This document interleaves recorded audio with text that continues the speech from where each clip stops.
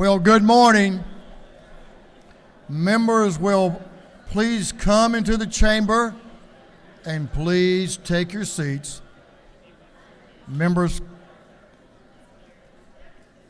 please come take your seats.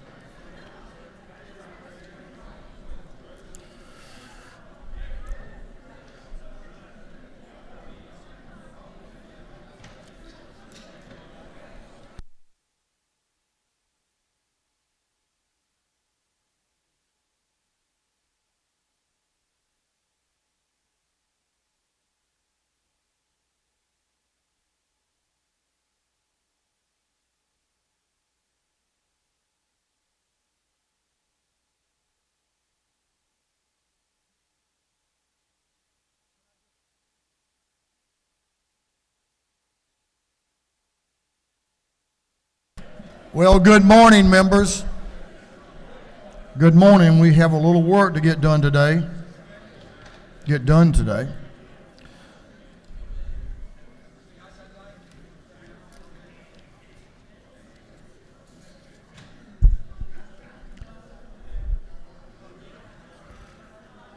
Well, the hour for convening having arrived, all members will please take their seats. Mr. Clerk, how about ringing that bell, please, sir?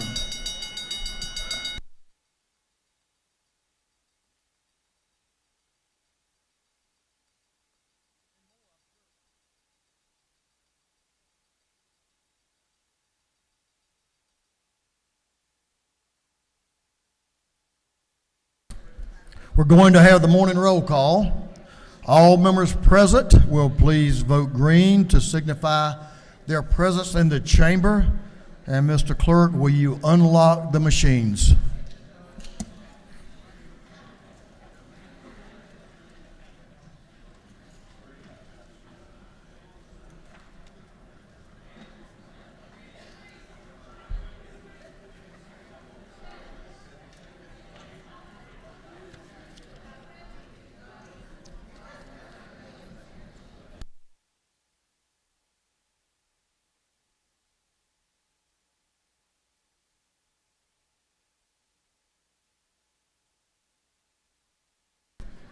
Have all members voted? Have all members signed in here and to signify your attendance? I think you have. All members, I see maybe a straggler coming in there. Let's see if he can get, have you already, let's see, he's up there already. Oh yeah, you were prompt on time.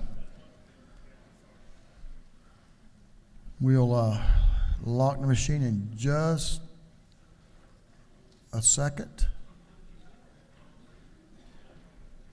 I think we're good to go. So all members are certainly signed in. So Mr. Clerk, will you lock the machines? Doorkeepers, I think we're ready. Please close the doors and keep them closed. As is our custom, we will begin our day with scripture reading and prayer by the chaplain, after which we will pledge allegiance to the flag of our country.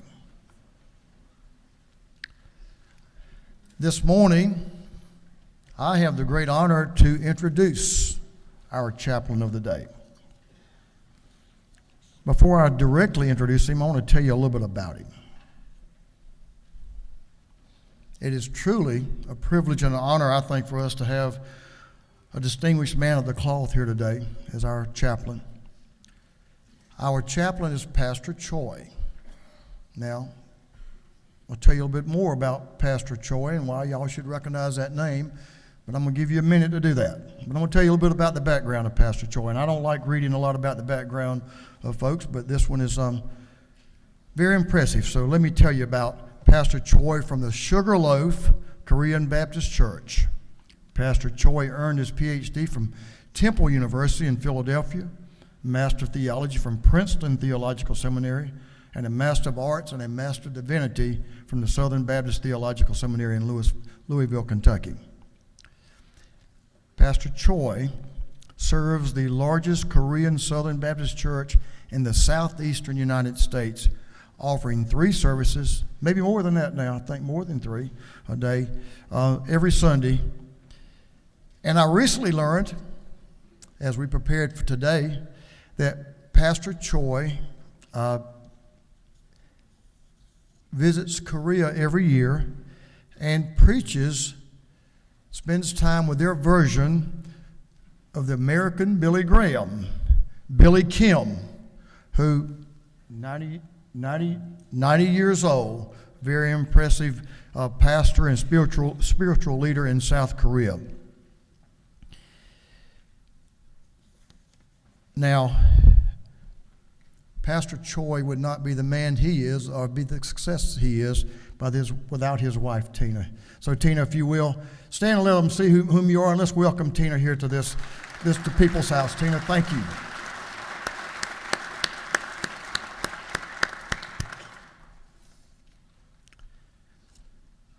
Now,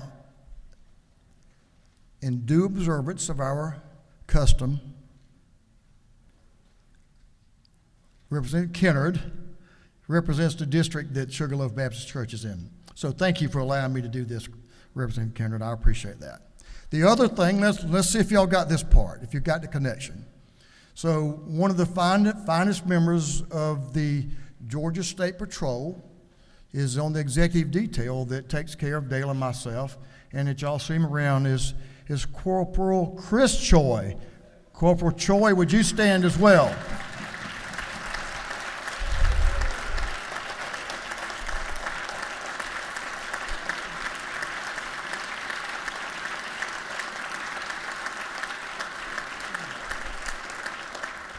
And those of you who have had the honor to communicate and know Corporal Choi will understand the quality of people his parents are, because they've raised a fine, fine man, and we appreciate him every day and thank him for the work he does for the citizens of this state on our behalf to keep us safe, and especially from my family. Thank you, Corporal Choi. Pastor, you got a lot to live up to here, brother. Tina told me she wrote everything down just right for you, so let's see how you do. Now, it's my great honor to introduce our chaplain of the day, Pastor Choi. Thank you for being here. Good morning. 안녕하세요. 반갑습니다. It's good to see you. Mr. Speaker, Mrs. Burns, and members of Georgia House of Representatives, it is my pleasure and great honor to share the good news of Jesus Christ this morning with you and pray for you. This morning's text is from John's Gospel, chapter 21, verses 15 to 18. It reads, "When they had finished eating, Jesus said to Simon Peter, 'Simon, son of John, do you truly love me more than this?' 'Yes, Lord,' he said. 'You know that I love you.'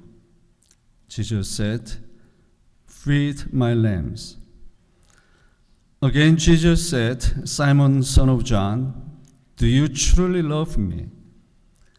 He answered, 'Yes, Lord, you know that I love you.' Jesus said, 'Take care of my sheep.' The third time he said to him, 'Simon, son of John, do you love me?' Peter was hurt because Jesus asked him the third time, 'Do you love me?' He said, 'Lord, you know all things. You know that I love you.' Jesus said, 'Feed my sheep.'" And this morning, I'd like to talk about checkpoints briefly. Checkpoints.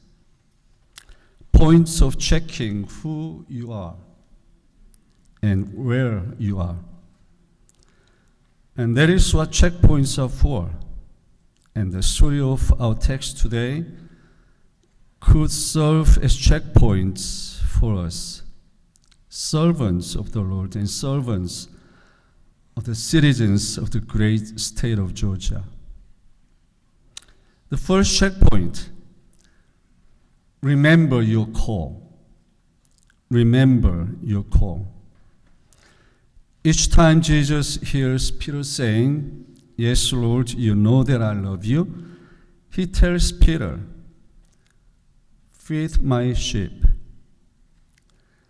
To me, it is a tremendous way of telling Peter to stick with the original plan.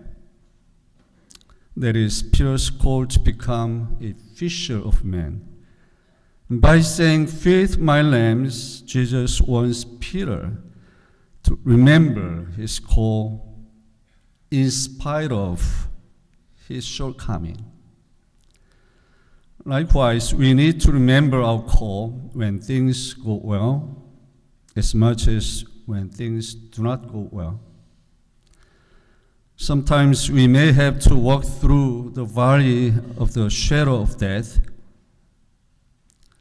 Sometimes we may falter during moments that we never imagined we would ever encounter. Have you wished that our life would be just like a computer, so that we could delete or reboot every time we feel like it? But in the moments like those, we need to remember our call. The call Jesus gave us for the kingdom, the people of Georgia. Second checkpoint: focus on what matters the most to the Lord. Have you wondered what you would have said if you were Jesus early in the morning beside the Sea of Tiberias? I know what I would. It definitely would not be the same as that of Jesus. And have you ever wondered why Jesus asked what he asked Peter? Jesus could have asked about many other issues in a very different tone, but he did not. Instead, he just says, "Simon, son of John, do you truly love me more than this?" Why do you think he did this? I truly believe he did it because what really matters to him is Peter's love for Jesus. And it tells me that to Jesus, love matters the most. And it also tells me that love should be the only reason for doing what we do. So let us focus on what matters the most to the Lord. Let's love God and love our neighbors. The final and third checkpoint: stop making comparisons with each other. Our text shows us that right after being reassured of calling and love, Peter falls into the trap that destroys the lives of many faithful followers and leaders of Christ. This trap is called comparison. We, the followers of Christ, easily get tempted to make comparisons with others. And in the middle of this lies our desire to be boastful. We don't focus on how good and gracious the Lord is to us, but we focus on how much better we are than other people. And look at Peter. He turns around and sees John and immediately asks Jesus, "Lord, what about him?" It's amazing how quickly we could make a bad turn in our lives like that. And it usually ends up with this famous saying, "What about him? What about them?" Or even, "Why me? Why not them?" Once we fall into the trap of making comparisons, normally one of two things happens. We either become boastful or resentful. We either become proud of ourselves or bitter toward somebody else. And neither is healthy as followers and leaders of Christ. And that's why I believe Jesus says, if I want him to remain alive until I return, what is that to you? So let us stop making comparisons with others at once. Rather, let us be grateful for what God has done for us.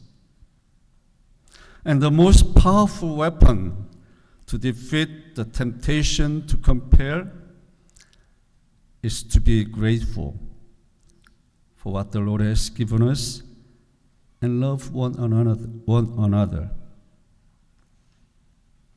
Our church, located in Sine, serves food boxes to more than 200 families on a weekly basis from all cultures and ethnicities, including the soup kitchen in downtown here at Atlanta.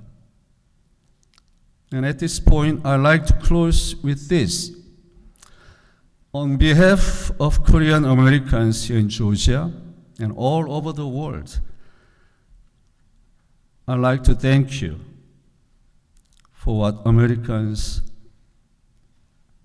did for Koreans in the Korean War. About 130,000 Georgians were sent to Korea during the war from 1950 to 1953. They were somebody's sons, brothers, fathers, uncles, all loved ones. In total, 757 from Georgia never returned home from Korea, including 161 POWs and MIS, who still remain unaccounted for. And just imagine what would have been the trajectory and the quality of our lives, of our two sons, and all Koreans today. And of course, no K-pop, no K-drama, no Korean Americans here in Georgia. So thank you. Thank you. Thank you. In the midst of our busy schedule, let us remember our course.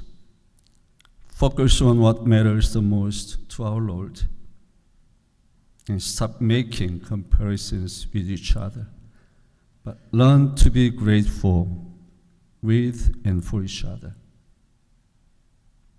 Let us pray. Dear God, we thank you for these men and women who are passionate about serving their community and fellow citizens here in Georgia. Father, bless their families and the families they serve. Continue to give them wisdom and strength so that their sphere of influence will have a greater impact on all the citizens in this wonderful state of Georgia and nation. Most of all, Father, help us to love one another and care for those who are hurt, weeping, and hopeless. And we pray this in the name of our Lord and Savior Jesus Christ. Amen. Now please join me in the pledge of allegiance. I pledge the United States of America and to the republic which stands one nation under God, indivisible, with liberty and justice for all. Excellent. Well, Pastor Choi, you delivered it just like she wrote it. Excellent. Thank you for reminding us of those checkpoints in our lives these members, we all know we are truly blessed to represent the folks of this state.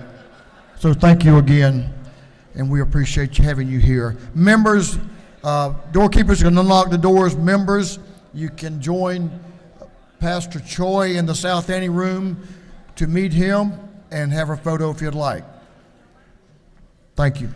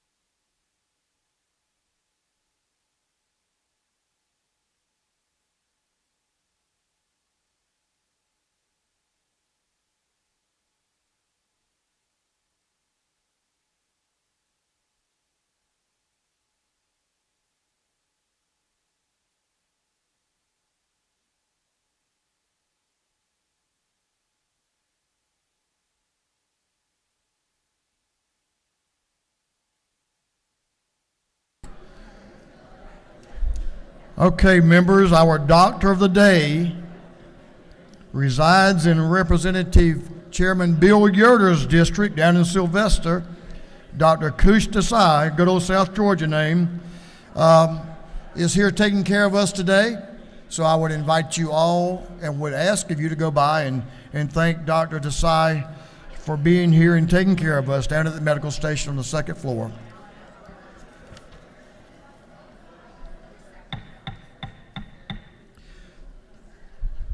Chair now recognizes Chairman Tarvin, the chair of the Committee on Information and Audits. Chairman Tarvin. Mr. Speaker, your Committee on Information and Audits has read the journal from the previous legislative day and found it to be correct.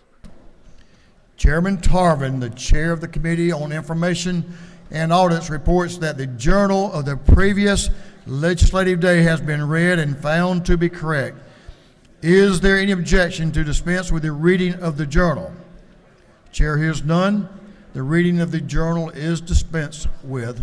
Is there any objection to the confirmation of the journal? Chair hears none, and the journal is confirmed. Mr. Clerk, will you read the resolution establishing the order of business for the day? Representative Stration to the 104th moves the following be established as the order of business in the first part of the period. Unanimous consents. Reports of standing committees, third reading and passage of uncontested local bills and resolutions, morning orders. Is there any objection to the adoption of the resolution establishing the order of business for the day? Chair hears none, and the resolution is adopted. I see we have no first readers, Mr. Clerk. Is that correct? We have no second readers, Mr. Clerk. Is that correct? But we have some reports of standing committees. The clerk will read.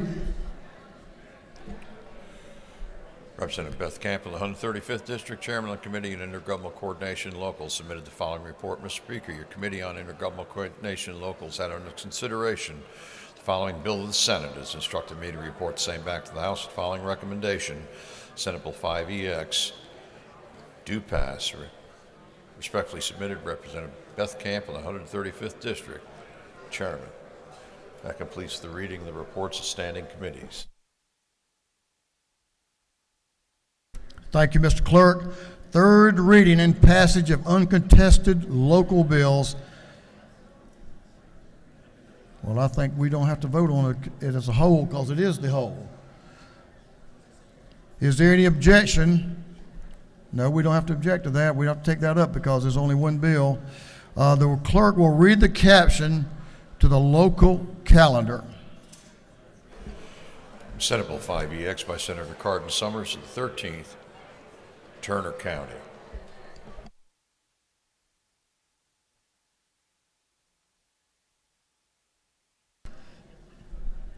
Is there any objection to the previous question being ordered on the local calendar? For what purpose does Representative Cannon rise? Just a parliamentary inquiry. State your inquiry. Is it not true that there are many members in this body who are concerned that this might be the beginning of a piecemeal effort on district attorneys across Georgia?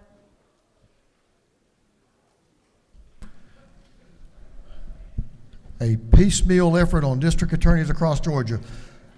I believe I read this was established in a state court.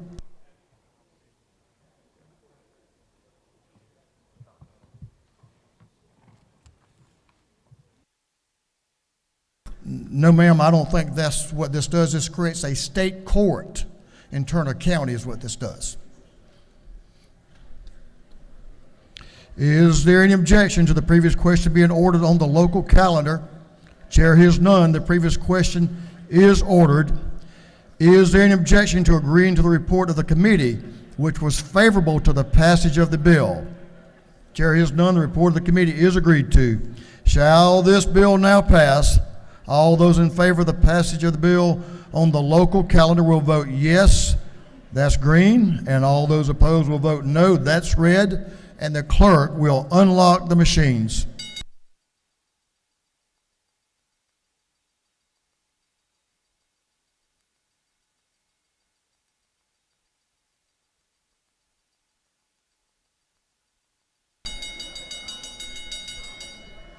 Have all members voted?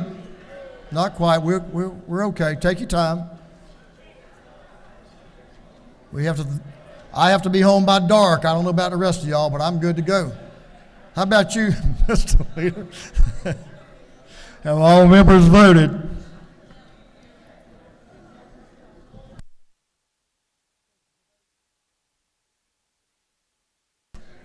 All members voted. If so, the clerk will lock the machines on the passage of the bill on the local calendar. The yeas are 157, the nays are 0. This bill, having received the requisite constitutional majority, is therefore passed.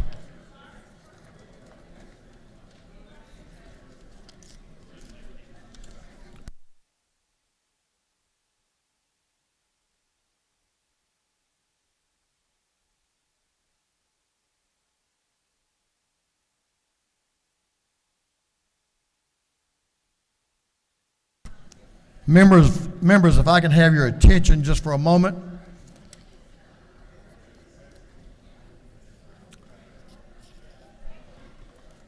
Before we move on to the rules calendar,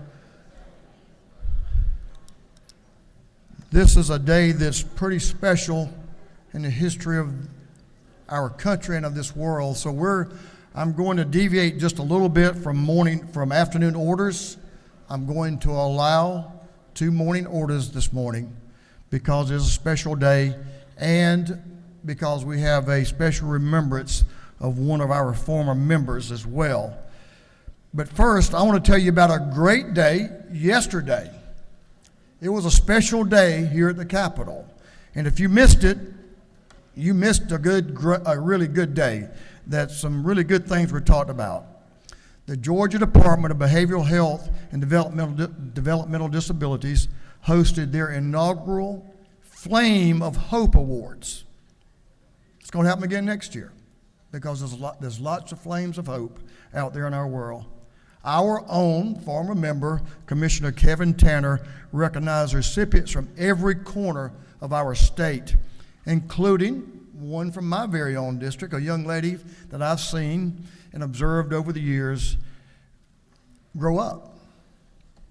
Now, Miss Ella Marchese, as I like to say, Marchese, Miss Ella Marchese was recognized as the recipient of the Flame of Hope Award. She's a special assistant, and there she is. That's Ella.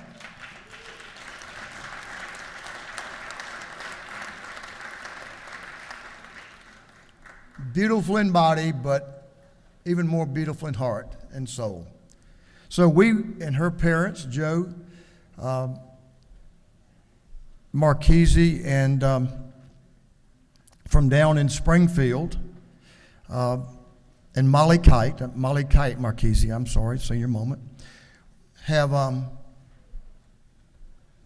helped Ella. She didn't need much help. I'm going to tell you what, Ella is special. Ella has Down syndrome, and she was awarded as a self-advocate, as a beacon of inspiration, she has been to me, for both those with disabilities and those without. That anything in this life that we know is possible through hard work and determination. That's the definition of it right there, y'all. She's going to be back up here when we go in session, and I hope you all get to meet Ella. Now, Commissioner Tanner also recognized a member of this body, a member of our body. Representative Hutchinson, will you stand? She was recognized, let me tell you first what she did. She was recognized as a Champion of Hope recipient for her commitment to furthering DBHDD's missions and values. Thank you, Representative. You're special. We appreciate you.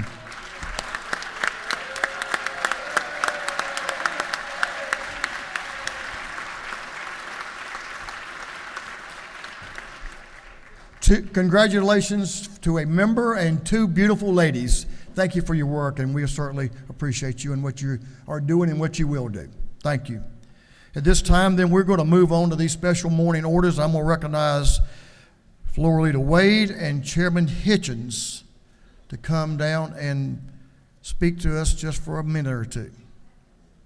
Gentlemen, Representative Wade, Chairman Hitchens, who served this country in the United States Marine Corps and the U.S. Coast Guard, and served in Vietnam. Gentlemen, you have the floor. Please give them your attention. If everybody could remain seated for just a moment. First, I just want to thank the speaker and for all those that allowed us to do what we do, and especially today. Today is a special day, but it's also a day of somber remembrance. The words, "a day that will live in infamy." 82 years ago, 2,403 people lost their life on an attack on our nation. 1,178 were injured. Over 160 planes were destroyed, and it changed our history, our nation, and our world. And I'd like to give a special thank you to all those that have served in the armed forces, that have served in the National Guard, and those that are still serving in the reserves today that are in this body. The gentleman to my left is somebody that I look up to. The gentleman that we heard about, Mr. Kevin Tanner, told me, he said, "You're going to learn a lot of things from a lot of great people. But if you want to see somebody that has the epitome of service for their entire life," he said, "you need to seek out Colonel Hitchens." And it was an honor for me to meet him and to serve with him now. And I think you owe Kevin some money for that, I would assume. I sent him some money before. I know you have. But in all seriousness, for me, it's also a special day because I learned, this was the first historical event I ever learned about as a young man, because it's my late father's birthday. He was born on this day in 1947. And it's a special day as well because it changed the shape of why I'm here today. My late grandfather served in the Army Air Corps, was 25 years old on this day, and made a decision, instead of retiring, that he would continue a life of service that would take him to almost 11 other Air Force bases in the United States, having him retire at Warner Robins, where my mother, his daughter, met my dad. And I just think the shape of history and the arc of time, that events like this, I know every person in this room has been impacted, and I think we can never forget. And I believe, from what I understand from our Chief of Staff, our former colleague, Chairman England, he said that we've never been in session on this day. And I just think it's important for us to recognize it. And with that, as a person who did not serve in the military but has an utmost respect for those that do, I'd like to turn it over to Colonel Hitchens to share a few items that I think will be important for you to hear. Thank you, Chairman, and thank you, Speaker. Well, the truth of the matter is, I found out I was going to speak about 3 minutes ago when I stepped up here. He asked me if I would come stand with him, but and you know, to serve in the military to me has been quite an honor. My family has a legacy of serving in the military. I have a distant relative who graduated from West Point, like our good friend over here that won the special election last year in 1880, and actually became a general and was an Indian fighter. I've had 2 uncles and a cousin graduate from the Naval Academy. My uncle Walter graduated in 1931 and was a lieutenant commander in the XO of a destroyer during World War II, and lost an eye in a battle with the Japanese off the Aleutian Islands. His career was short-ended in that he couldn't go to sea again without an eye, and he always thought it kept him from making admiral, but he served in the Pentagon as the chief of officer programs. His brother graduated 3 years later and went to the Naval and went into the supply section, but his son graduated in the late 50s, and he was a fighter pilot. Peacetime, took off on a training mission from an aircraft carrier and never returned. Nobody ever knows what happened to him. We didn't have GPS then. They used Loran, but it wouldn't pinpoint with any accuracy where he was or what happened. On my father's side, his oldest brother, another Walter, was in the 82nd Airborne.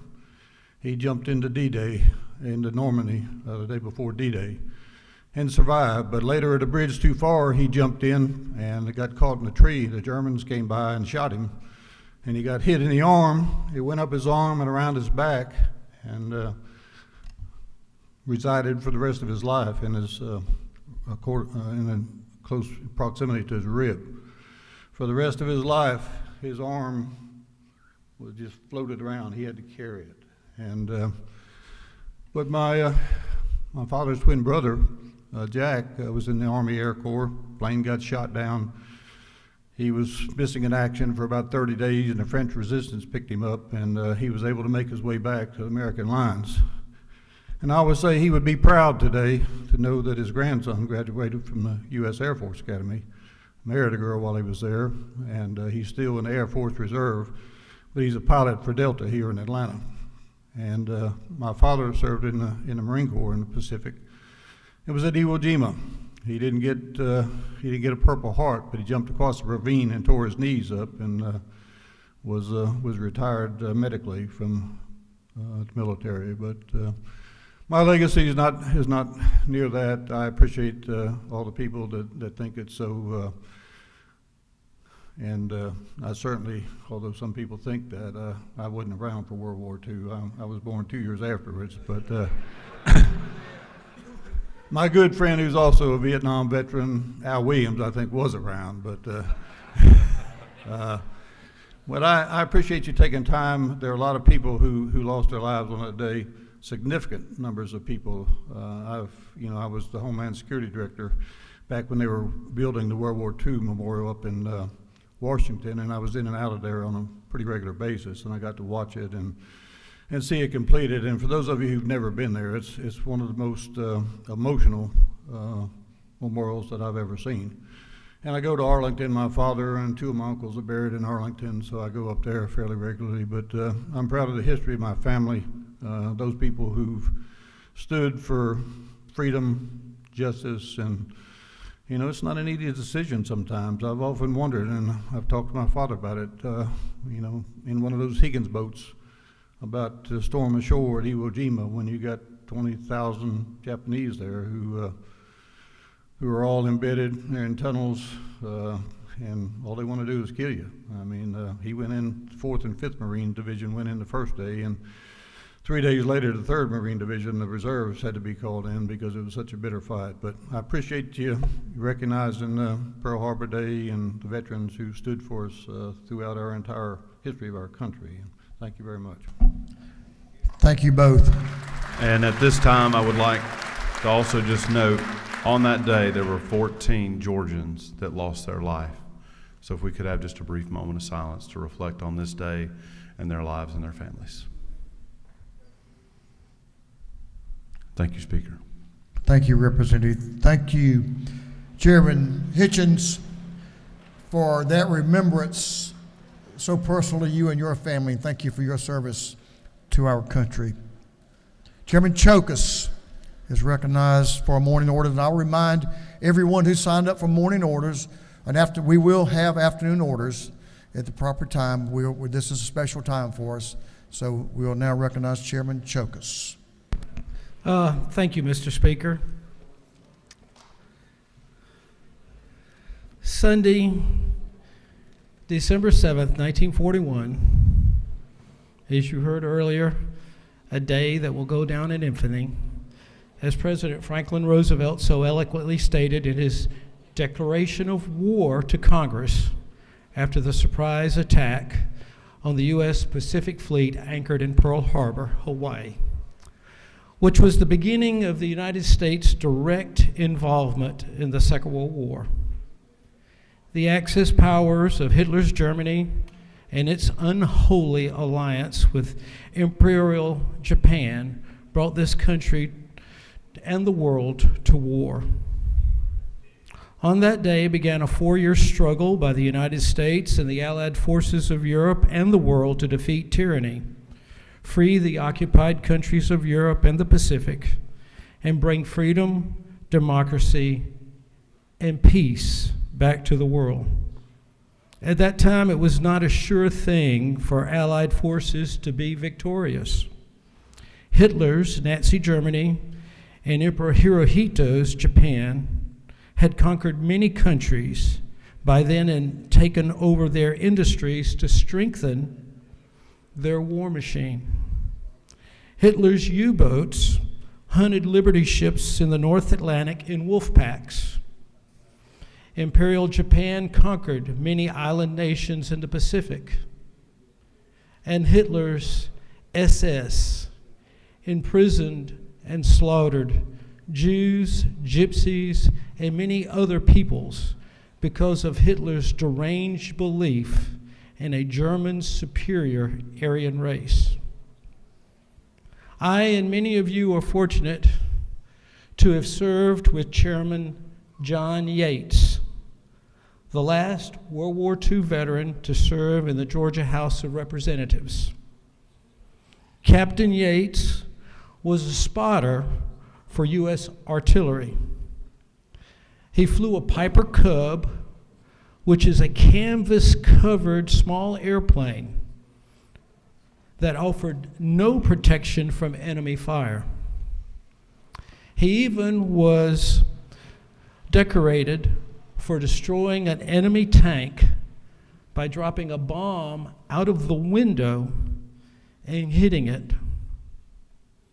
He and I shared many stories about his activities during the Second World War and my interest. My father, Arthur Chokus, like so many young men and women at the time, volunteered upon graduation from high school to serve in the U.S. Army Air Corps. He was a right waist gunner on a B-17, the Flying Fortress. He served in the mighty 8th Air Force, 487th Bomb Group, and he was stationed in Leavenham, England, and dropped many a bomb on Hitler's Nazi Germany. My mother, Anna Chokus, was a civilian working at Fort McPherson for the War Department here in Atlanta. And they were typical of the men and women at that time that rose to the occasion, as did the leaders of our Allied forces. Franklin Roosevelt stated that unconditional surrender was our objective. Winston Churchill so eloquently stated when talking about the RAF, Royal Air Force, said, "Never had so many owed so much to so few," describing the high losses of the Royal Air Force fighter pilots in the Air Battle of Britain. General Eisenhower became the supreme commander of the Allied forces in Europe and later became president. We had brilliant generals like George Patton, old blood and guts. And also, Britain had General Montgomery, and of course, General Douglas MacArthur, who famously stated when he left the Philippines, "I shall return." Like many of you, your fathers and grandfathers, uncles and aunts served this country during the most trying times in history. I would be remiss if I did not mention Leader Efstration's grandfather, who served in the U.S. First Army, the Big Red One. Please join me for a moment of silence to recognize the sacrifice of our fathers and grandfathers on behalf of freedom and democracy.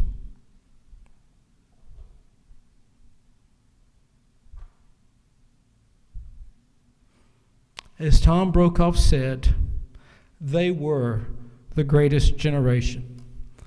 Thank you, and God bless America. Thank you. Thank you, Representative Mr. Chokas. Thank you, members, for your attention. And I'll just make one quick add.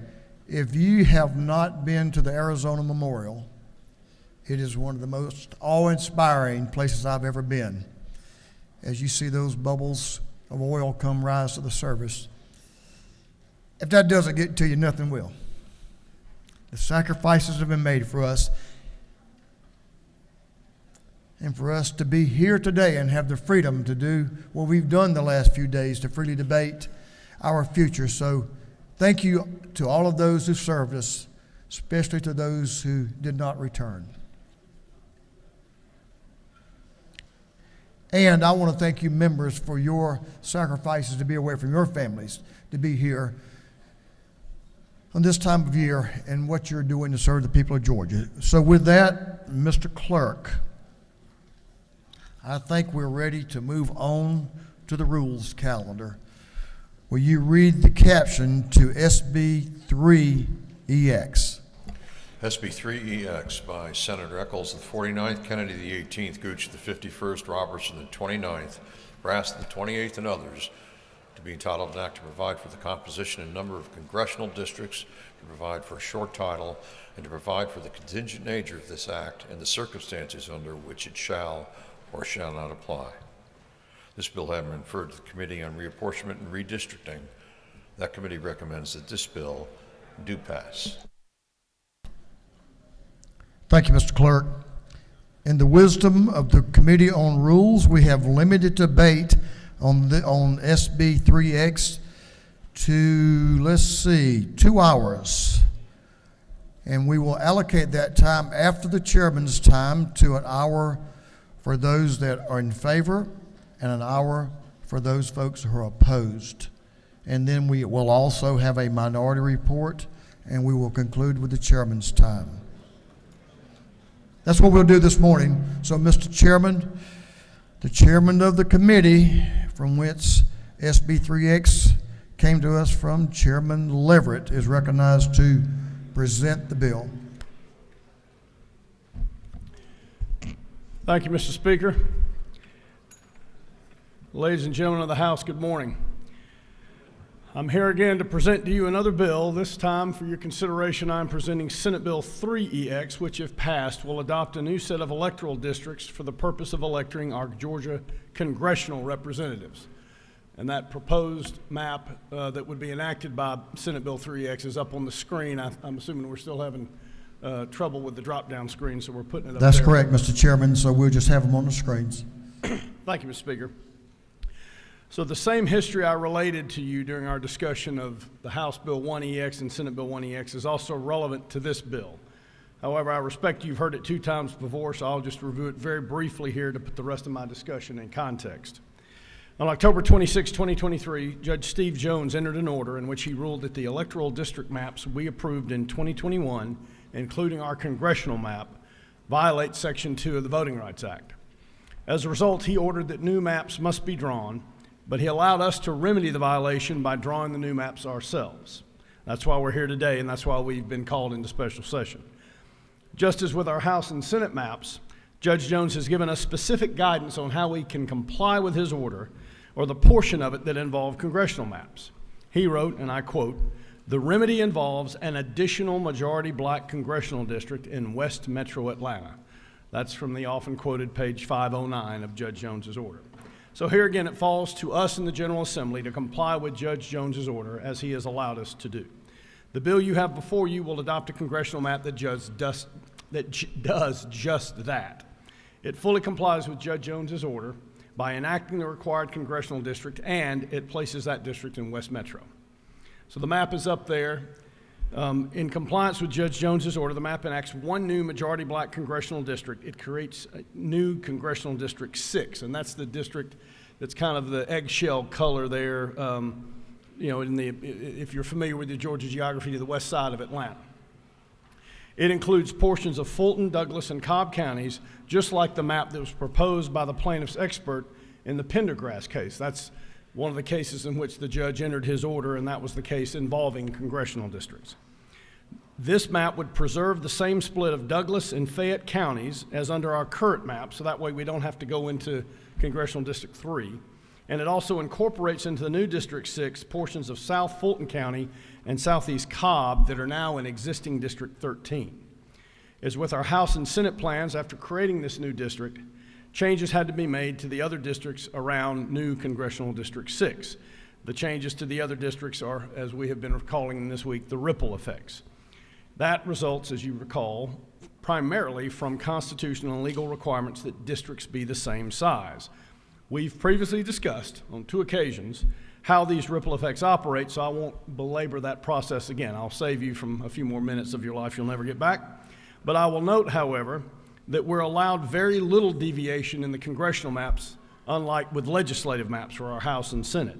We have traditionally limited ourselves to plus or minus 1% with respect to our state House and Senate maps, which, by the way, is a fairly rigorous percentage. A lot of states aren't quite so exacting.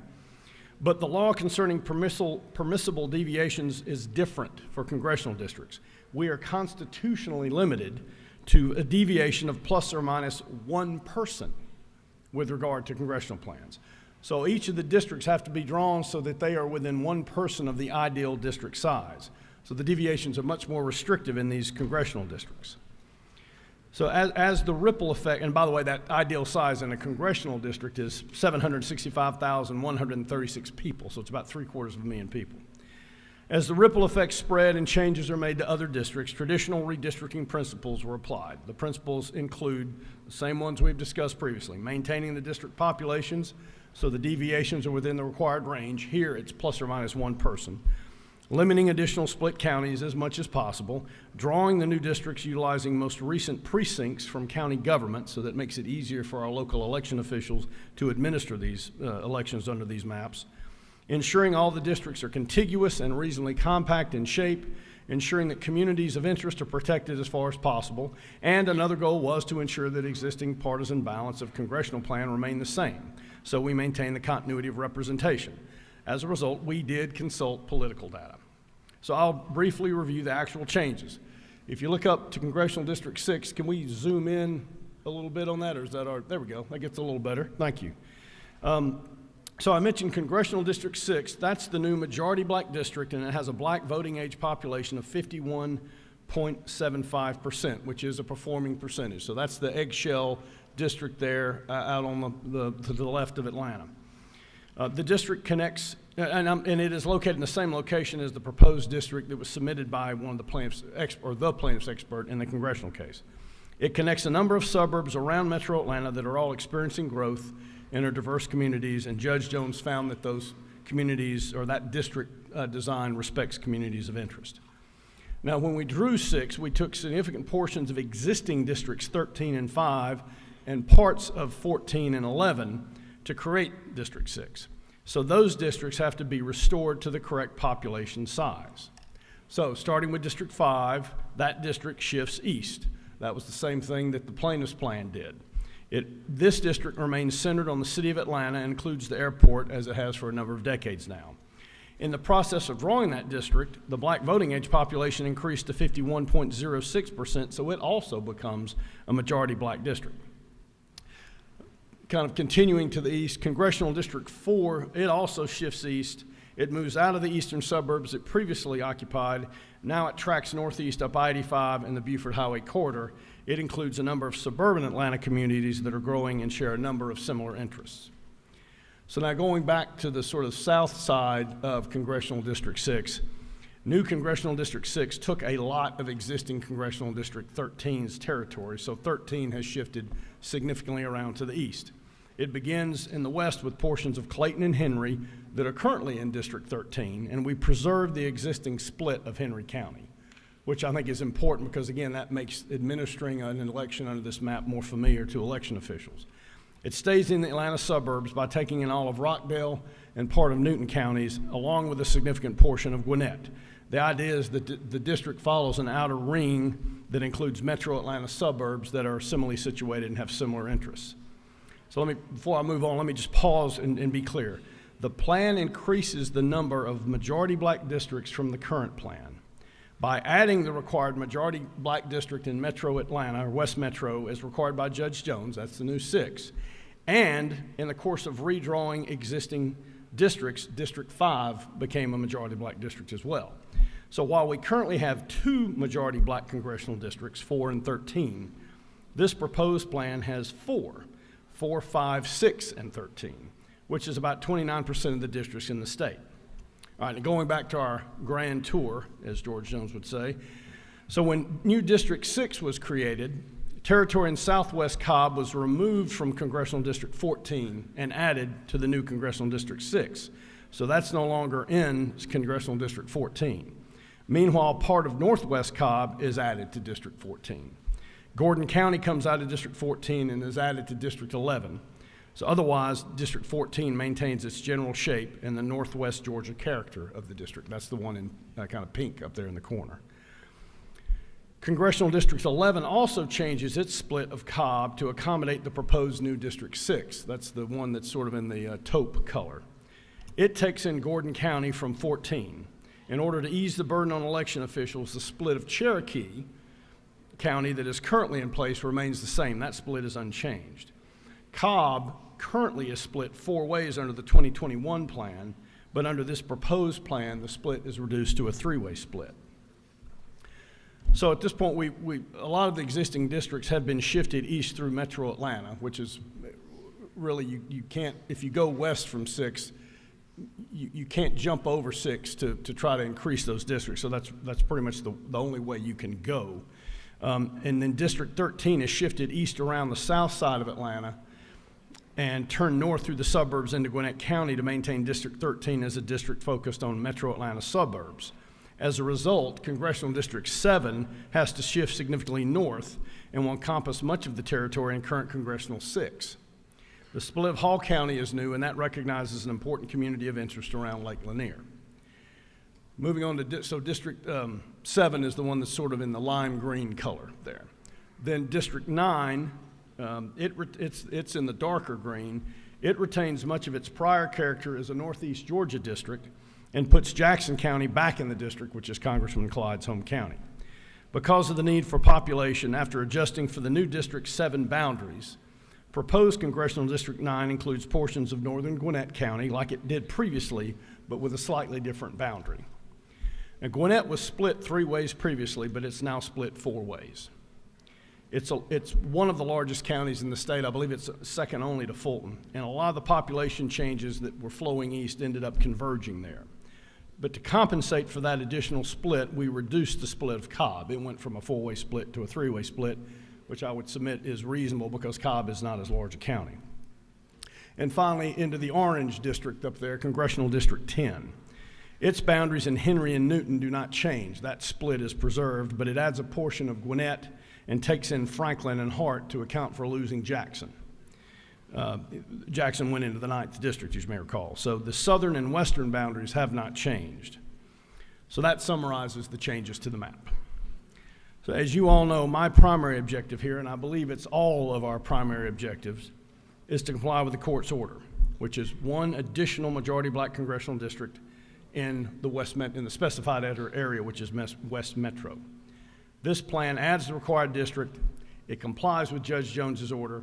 it fulfills our obligation as a General Assembly with respect to the congressional districts. So I ask that you vote in favor of it. Mr. Speaker, I'll yield for questions. You have no questions. Thank you, Mr. Speaker. I'll yield the well and ask your favorable consideration of Senate Bill 3EX. Thank you. Very thorough presentation. Thank you. We're going on to fulfill our obligation for 1 hour for those opposed, 1 hour for those in favor. Both leaders and both whips, I'm going to enlist your help if the lights are still not working. So when the last person is speaking, if they get down to 2 minutes, I'm going to ask y'all to alert the speaker in the well that they have 2 minutes remaining so they can complete their comments if we need that. Thank you for both for helping. Teamwork, good to see. We will begin our conversation with those opposed to SB 3EX with Chairman Billy Mitchell. Chairman Mitchell, you're recognized to speak to the bill.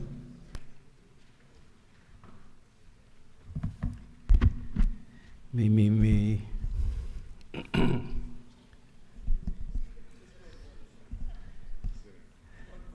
Thank you, Mr. Speaker.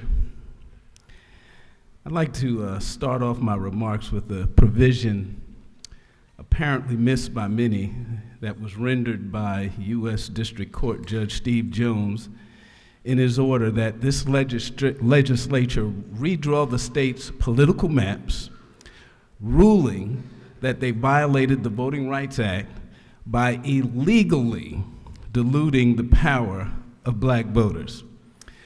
Let me read it exactly as it comes from his order so you don't misconstrue my comments as my opinion or misreading. This is what he says exactly in his order. The state cannot remedy the Section 2 violations described herein by eliminating minority opportunity districts elsewhere in the plan. The Republican-drawn map, which started in and passed a Senate committee on Monday, creates a new court-ordered majority black congressional district in West Metro Atlanta. But the map seeks to preserve the Republican 9-5 advantage in Congress by dismantling the current 7th district, which is heavily Democratic and is majority minority. Although not majority black, it is a minority coalition district. To repeat the judge's order, the state cannot remedy the Section 2 violations described herein by eliminating minority opportunity districts elsewhere in the plan. The author of SB 3X and Reapportionment Committee Chairman Eccles said the committee has interpreted minority opportunity to mean majority black in the context of Jones's ruling. He said this congressional plan does not eliminate any existing majority black districts. Instead, it takes a district that is not a majority black district and shifts it north where it remains non-majority black. To be clear, Chairman Eccles further stated, the Voting Rights Act protects distinct racial groups, not coalition of voters. And there's more. Chairman Eccles went on to say that the redistricting committee has interpreted minority opportunity to mean majority black in the context of Jones's ruling. In Alabama, court-appointed special master ultimately drew the final congressional map after federal judges found that the Republican lawmakers' revised districts still did not comply with the Voting Rights Act. Inasmuch as no one knows the boundaries and communities of interest of our districts better than we, and the special master may not necessarily give deference to incumbency, I would prefer that we draw this and other maps but it looks like a virtual certainty that a special master will have the last say. So for the aforementioned reasons, I stand before you today to urge you to reject this map or remand it back to committee so that we can perfect it so that the courts will not have to intervene. Oh, the four most important words in a democracy are, the people have spoken. So we all ought to believe in the importance of ensuring that every voice is heard and every vote counts. I submit to you that it is our duty to uphold the integrity of our electoral process and to ensure that every citizen has a fair and equal opportunity to participate in the democratic system. The Republican-drawn map not only fails to meet all the requirements laid out by Judge Jones's order, but it perpetuates gerrymandering and undermines the principles of fair representation. By manipulating district boundaries to favor one party over another, this map disenfranchises hundreds of thousands of Georgia voters and distorts the democratic process. At the end of Election Day, the results ought to reflect the will of the people, not the craftiness of map makers.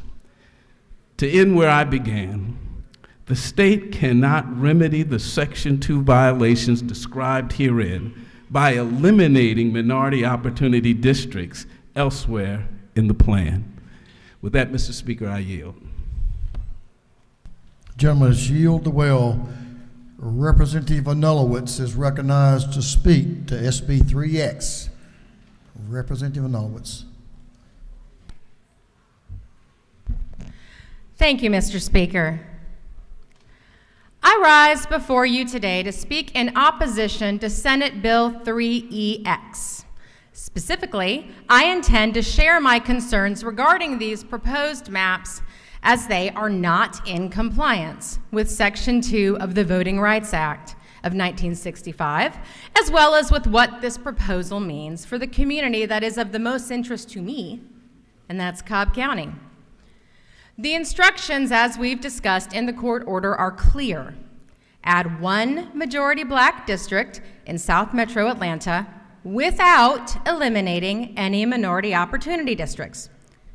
These maps do not comply with the order, and the reason they do not comply is because while CD6 would be majority black, CD7, which is currently a vibrant and diverse coalition district, and which was not identified in being in violation of Section 2 of the Voting Rights Act in the judge's order, went from 67% minority to 33% minority.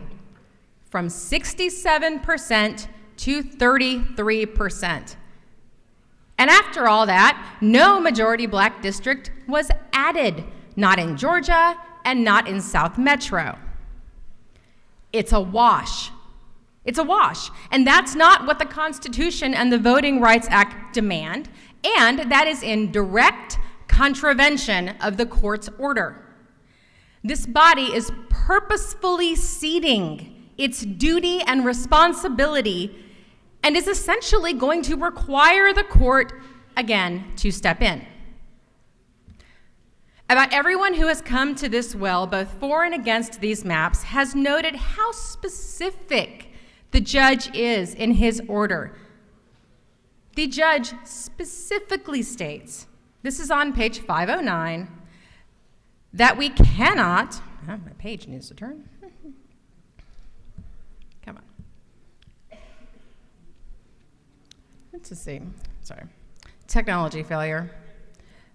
We cannot remedy the Section 2 violation in West Metro Atlanta by, quote, eliminating minority opportunity districts elsewhere in the plan. Right now, the voting age population in Georgia 7 is 30% black, 11% Hispanic, and 11% Asian. That means it's a minority opportunity district. This proposed remedy map moves 88% of the folks living in this majority-minority population. They live in CD7, and they're currently represented by a black woman. It moves 88% of them into a new district. Not just one new district, not just 2 new districts, 5 new districts. You cannot reasonably argue that anything of that sort was the intent of the judge. This map that we consider today does not give black voters in Georgia more than 140,000 black voters as identified in the plaintiff's map any expanded opportunities to elect candidates of their choosing as was ordered by the court.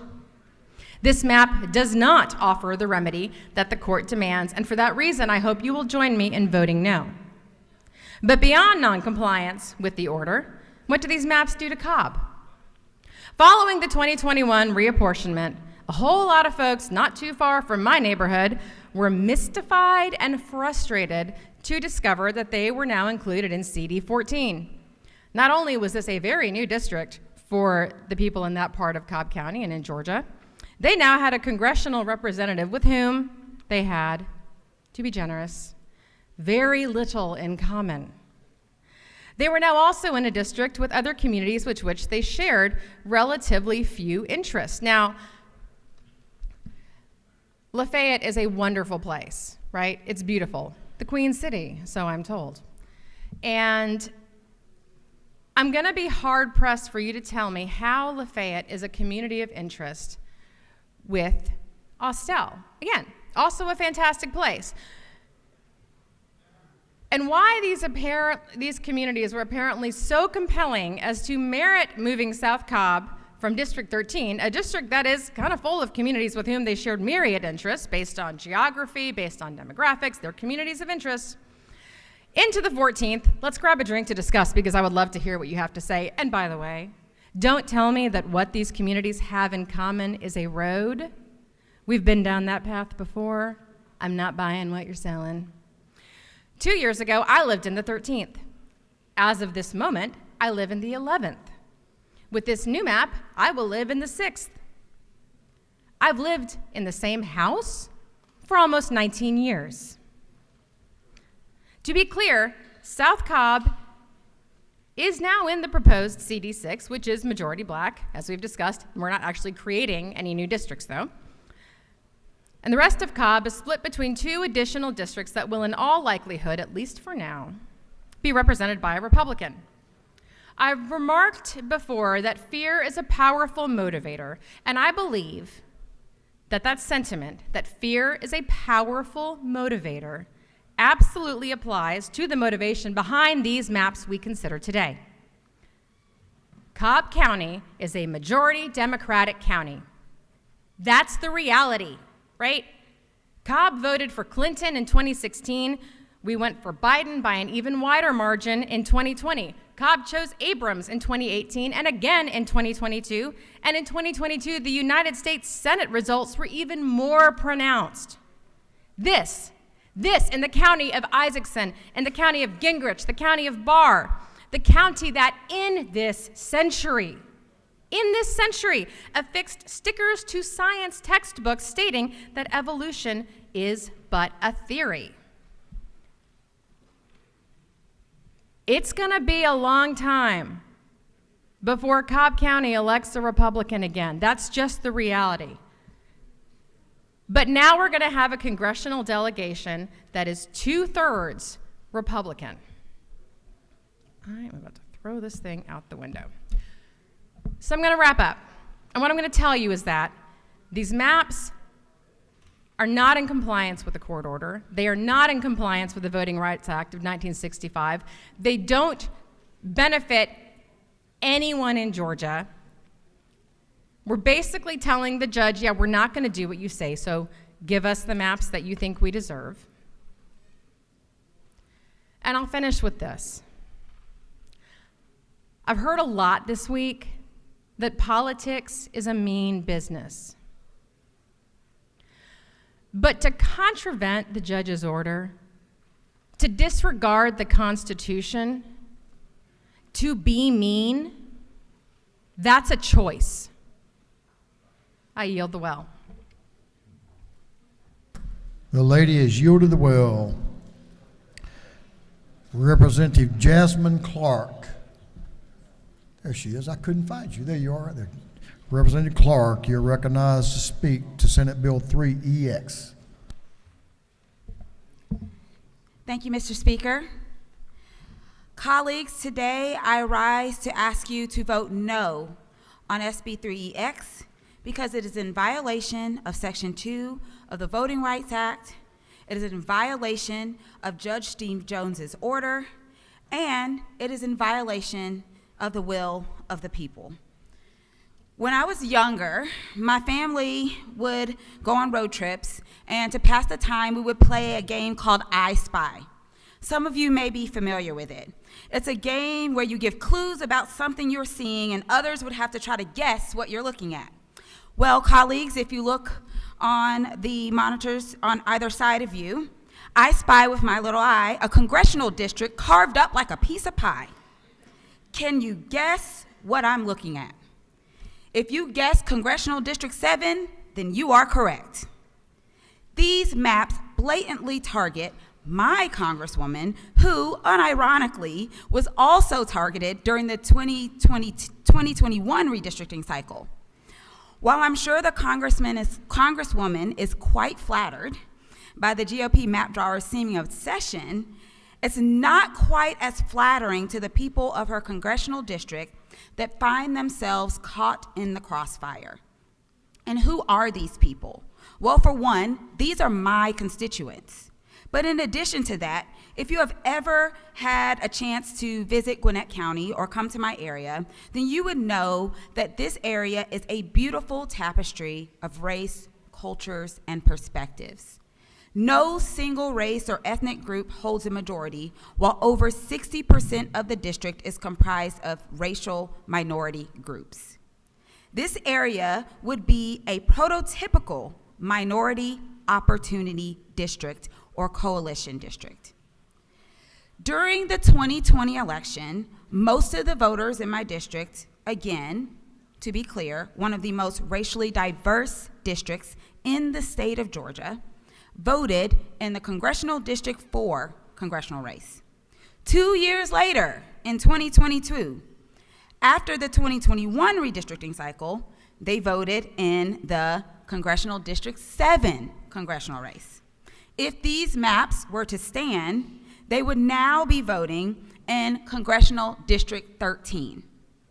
3 different districts and 3 back-to-back elections because the GOP wants to target one woman? A black woman who ran for Congress in response to losing her only son to senseless gun violence. A woman who, since being elected, has been extremely effective in Congress and highly responsive to the community she serves. The people elected her, and it is not the job of map drawers to seek to undermine the will of the people by targeting her, and thus targeting our area. An area that is not at all mentioned in the judge's order as needing to be remedied. The judge made it explicit as to where remedy was needed with our current maps.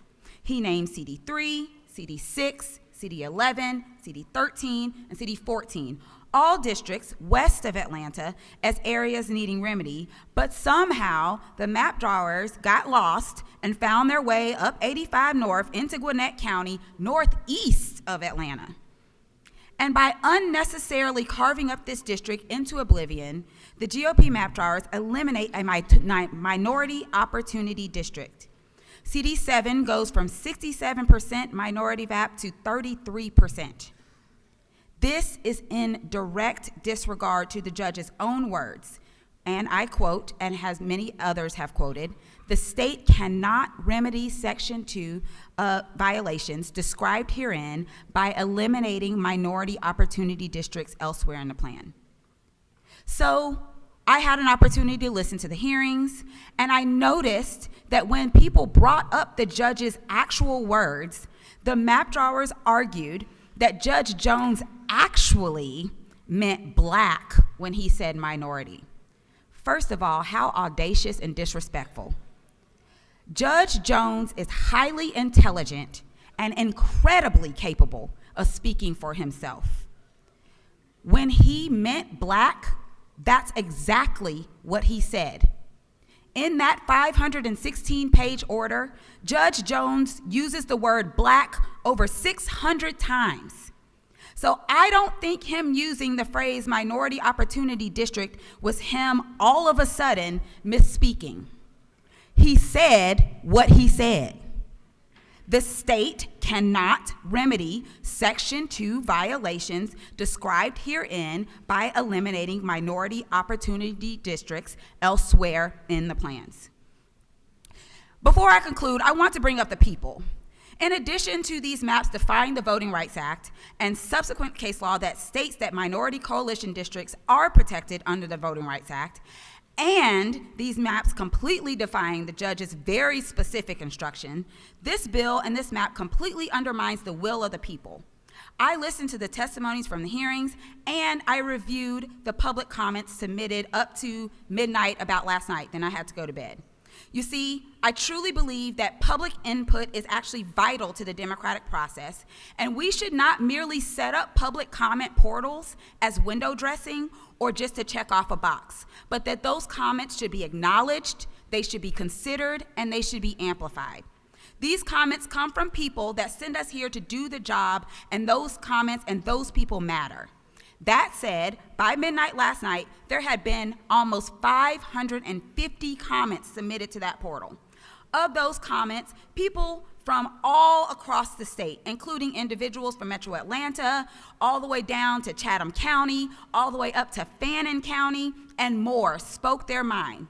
Almost every single comment, 550 of them, almost every single comment was opposed to the maps we are voting on or have voted on, or the map drawing process, with the exception of 3, and one of those just said rise up. I think they might have been on the wrong portal. Maybe you don't care about the Voting Rights Act. Maybe you don't care to listen to Judge Jones, but I would hope that you would care enough to know how your constituents feel. Their resounding sentiment is clear: vote no on this map. Don't let political greed or partisan posturing put us in a position where we end up like Alabama. I started out playing a little game with you called I Spy, but the truth is, this is not a game. Do you understand the gravity of this moment? Y'all, we are here because there are people in this chamber that voted to rob the people of their constitutional rights. That's why we're here. In 2022, people in our state were forced to vote on unlawful, unconstitutional maps. That is a serious thing.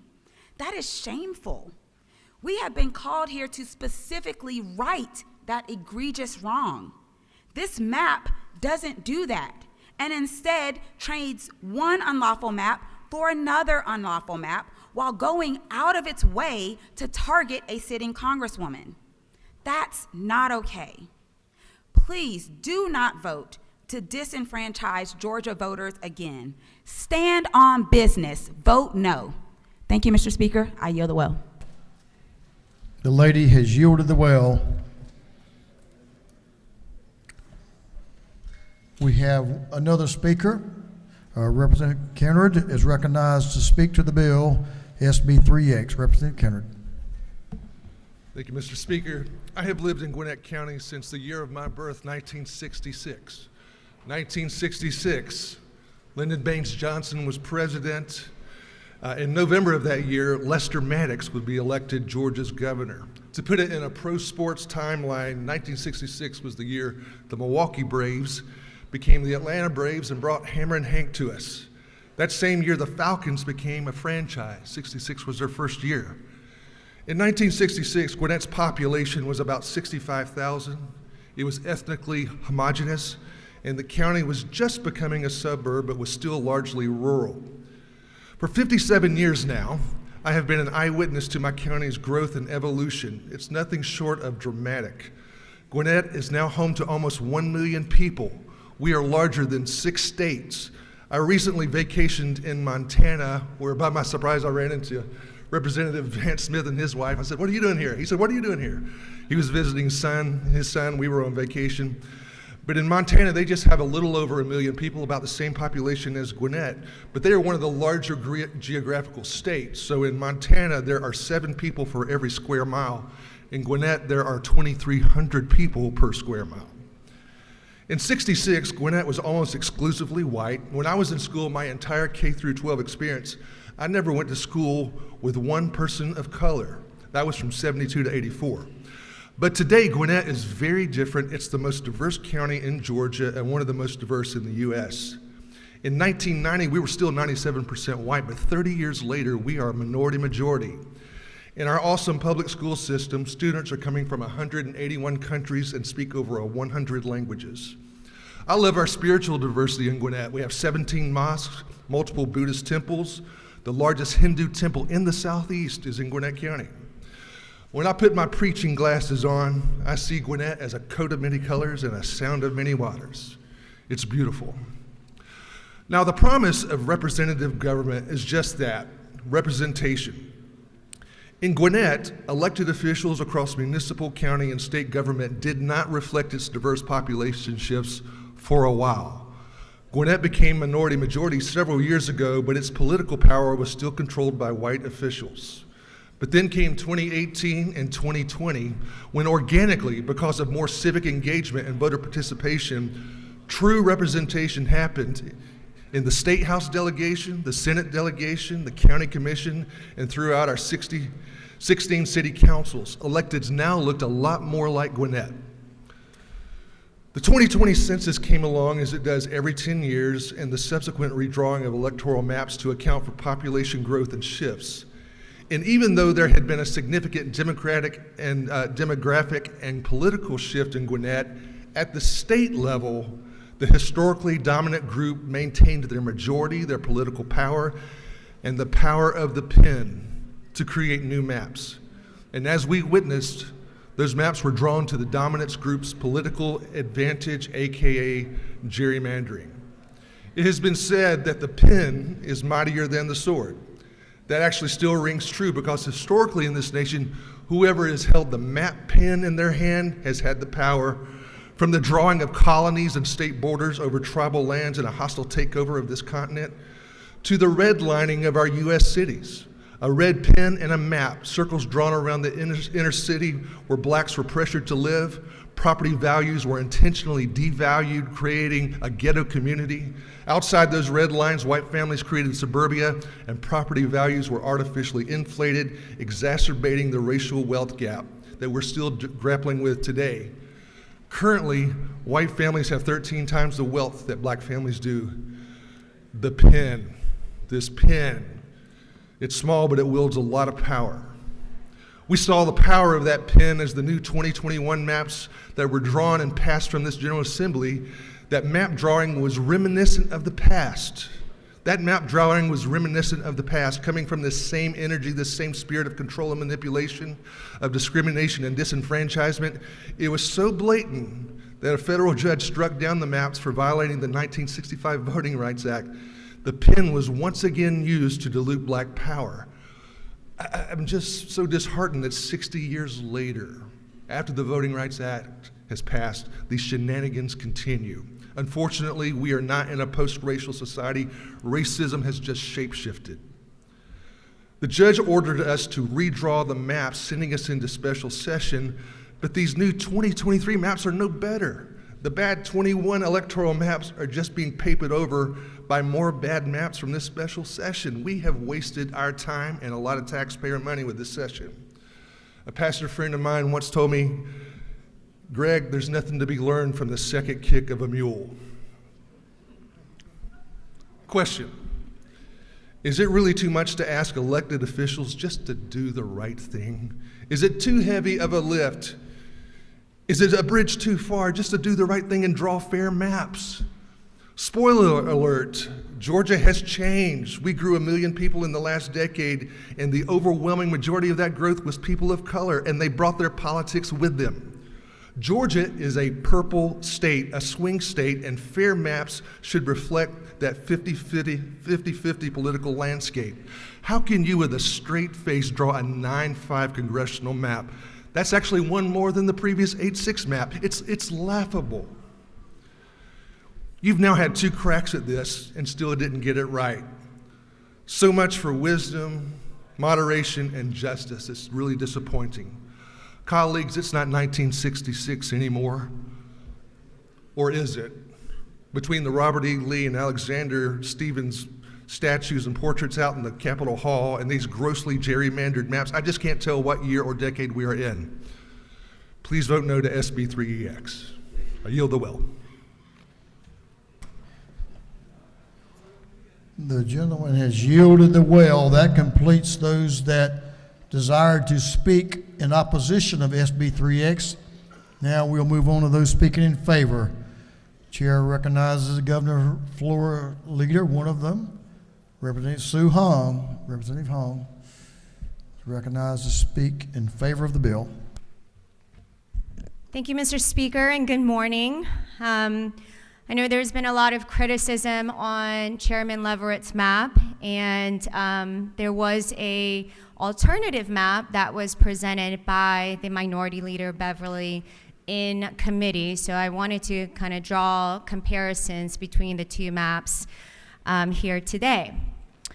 Chairman Leverett's plan drew a congressional map that represented Georgia communities of interest. And as I mentioned, the Democrat plan was offered in committee as an alternative, but that is not a plan drawn by Georgians. That was a plan drawn by the plaintiff's expert in the Section 2 cases. And that was an expert who testified that he relied only on communities he could see on a map. He didn't look at the reality on the ground in these areas and did not know about other Georgia communities or interests in drawing the plan. In fact, he relied on regional commissions as a community of interest at one point, something that doesn't really make sense if you know Georgia. And yet the Democratic caucus has chosen to rely on that map, which was drawn by one out-of-state expert, and did not rely on the thoughts or opinions of any Georgians except those that happen to be directly involved in litigation. The Democratic caucus map doesn't protect Georgia communities at all. So let's compare the two plans, because the majority plan ensures that Georgia communities are protected while complying with Judge Jones's order. The Democratic plan cuts across the mountain range of North Georgia, while the map before us today maintains the current boundary between Murray and Fannin and Gilmer counties. The Democrat plan runs District 13 from Fayette County all the way out to Butts and Jasper counties, connecting counties which have little in common. The map before us today places those same counties in a more rural-oriented district that runs in East Georgia. The Democrat plan places Hancock County in the same district as the North Georgia mountains and Rabun and Towns counties. That connection makes no sense and it is avoided on the plan here before us today. Now let me talk about Gwinnett County. I know there were some mentions of Gwinnett County, and that is my home county. Some of the Democrat reps that have come up here have complained about the four-way split of that county. But as mentioned, we all know that Gwinnett is a large and growing county, and having multiple members of Congress makes sense. Gwinnett is the largest county in all of Georgia with over 1 million residents, and it trails close behind only Fulton County in population size. And the four-way split we propose here is far from unprecedented. In fact, the Democrats' plan, despite their complaints about the four-way county split in Gwinnett, and our plan have their own four-way county split in their proposed plan, right next to our Gwinnett County, and the only county with more population than Gwinnett, which is in Fulton County. Our map here today also places areas of Gwinnett County that are still represented by Republicans in the General Assembly in districts currently held by Republicans. As a Gwinnett resident, I like and appreciate the attention the county will get now with 4 members of Congress helping watch out for our needs of our county. The other county that I represent is Hall County. The two-way split in Hall County recognizes an important community of interest around Lake Lanier. This map provides additional representation for Hall County residents, which is a positive because now we have 2 members of Congress looking out for our interests. And lastly, I'd like to talk about Cobb County, a county that I grew up in. We've heard some complaints about a 3-way split of Cobb County on the plan before us, but to be clear, the Democrat plan also splitted Cobb 3 ways. And the Democrat plan uses an almost illogical split of Fayette County, taking just a small number of people out instead of using the existing boundaries. Democrats chose to rely on the plaintiff's expert instead of using their judgment to ensure people who know Georgia, people like Gina Wright and her reapportionment office, and the elected senators in the state, to draw a map that fairly represents Georgians. This map, Chairman Leverett's map, does exactly what we were ordered to do by Judge Jones, and I urge you to vote yes for this map. Thank you, Mr. Speaker. I yield the well. The lady has yielded the well. We have one other speaker in favor of SB 3X. Chair will recognize Representative Reeves to speak to the bill. Representative Reeves. Thank you, Mr. Speaker. Colleagues, map drawing is not an easy process. The members of the House who served on the redistricting committee can confirm that, and you've seen it the last week. Congressional maps are the hardest to draw because pursuant to the U.S. Constitution and decisions by the U.S. Supreme Court, you don't have a percentage of deviation. It has to be down to the very person, one vote. And our redistricting office, led by Gina Wright, has delivered maps that comply with Judge Jones' order and that constitutional and U.S. Supreme Court rule of one person and one vote. Ms. Wright has been amazing in this process. The 500-page order was issued just a few weeks before Thanksgiving. The office, in conjunction with the legislature, both parties, has worked tirelessly, and Ms. Wright has been a consummate professional. She has been in the redistricting office here in Georgia for 2 decades, for a generation. She has been qualified as an expert witness in numerous federal court cases, which the lawyers in the body know is the highest standard for expert witnesses under the Daubert standard. She has taught redistricting to professionals across the country, as well as around the state legislative bodies and national groups. So we have the best person and the best office in Georgia to draw maps with Ms. Wright and her professionals in her office, and they have delivered on that, and they have been responsive to both parties during this process. Drawing the new 6th district, as we were instructed by Judge Jones, impacted surrounding districts. That should be no surprise, since you have no margin of deviation. You've got to have one person, one vote, and it impacted adjoining districts equally. The Democratic plan did not consider changes in districts in my area of Gwinnett County, but the congressional plan that is before you from Senator Eccles appropriately allowed those districts to be pushed to the east. Those districts inside the perimeter naturally moved into my area of Gwinnett County, and also created the impact which moved District 7 north. The map does not use the Voting Rights Act to achieve political aims. It maintains the partisan balance that this body previously enacted just 2 years ago, while fully complying with Judge Jones' order. And we know that the Voting Rights Act does not protect officials. It protects voters. It protects the rights of voters, and this plan does just that. Judge Jones told us how to comply, and we've done that. I saw Judge Jones when he was on the Superior Court bench in Athens. He had the benefit of Judge Lawton Stevens, who was a long time a member of this body and has been a fellow judge. Before he went onto the federal bench, Judge Jones got to see the impact of tough decisions. I saw him do a custody case back when I was in law school, so he's been deciding important things for a long time. He had a well-reasoned 516-page order that the committee and many of you in this body have read and carefully tried to comply with, and Senator Eccles' plan does comply.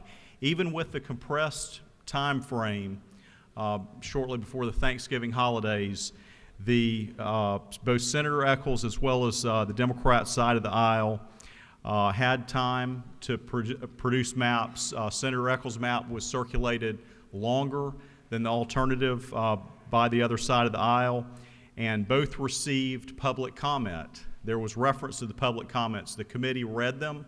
You can read them. They're online. It was about 500 at last count, and there were many, many witnesses regarding the maps. It is a fair map for the people of Georgia. It complies with Judge Jones' order while meeting Georgia's goals as a state that is open for representation of all people.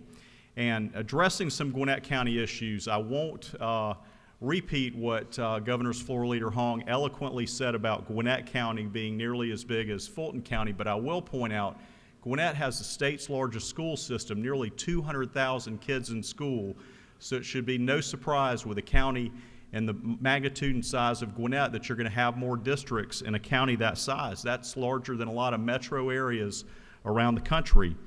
Also, Mike Collins has a very small part of Gwinnett, but it's on University Parkway, 316 on the way to Athens, where we all drive to the football games on that road.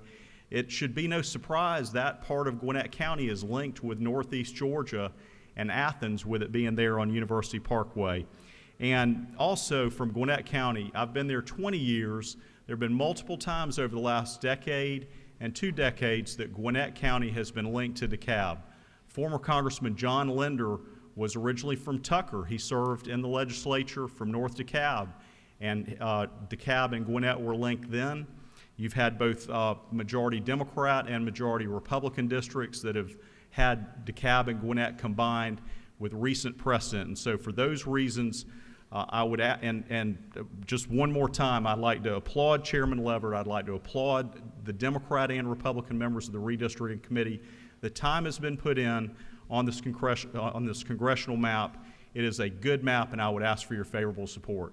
Mr. Speaker, I yield the well. Gentleman has yielded the well.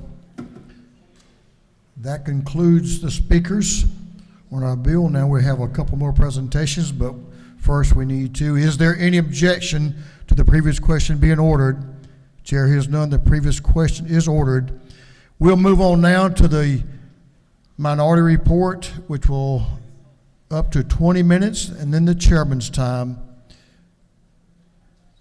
The minority whip, Representative Sam Park, is recognized to present the minority report to SB 3X. Representative Park. Thank you, Mr. Speaker. Good morning, colleagues and friends.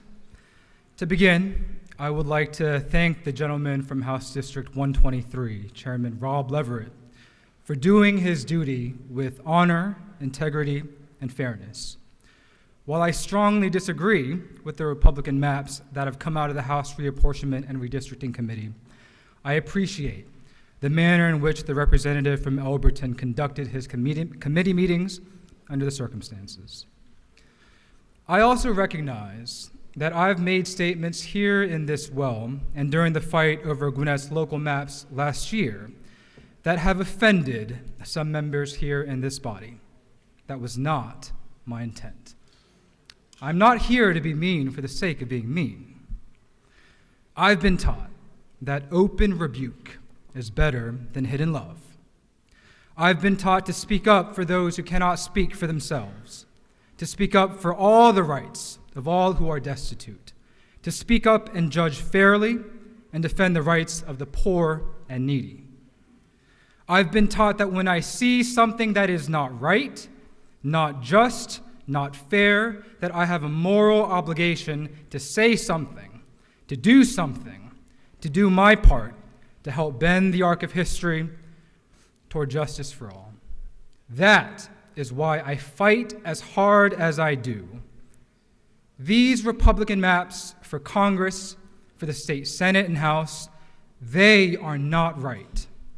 They are not just, and they certainly are not fair to Georgia voters, especially for black voters and voters of color, whose freedom to elect their candidate of choice is being attacked and undermined. As recognized by the federal court that struck down the 2021 Republican maps for being racially discriminative, black voters in Georgia whose voting rights have been injured by the violation of Section 2 of the Voting Rights Act have suffered significant harm. Now, as a member from Gwinnett County as well, frankly, I've been disappointed to hear members from the other side who represent Gwinnett talking about these maps being fair for Gwinnett County.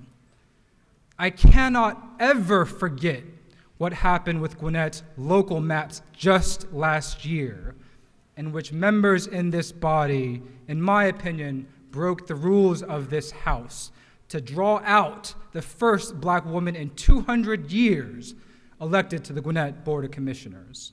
That is unacceptable. And I will always, always remember that action that was taken here in this body, unfortunately. As noted by my Democratic colleagues, the Republican map clearly violates Judge Jones' federal court order. On pages 509 to 510 in Section G, regarding the remedy, Judge Jones writes, the state cannot remedy the Section 2 violations described herein by eliminating minority opportunity districts elsewhere in the plan. Further, on pages 510 to 511, Judge Jones writes, an acceptable remedy must completely remedy the prior dilution of minority voting strength and fully provide equal opportunity for minority citizens to participate and to elect candidates of their choice.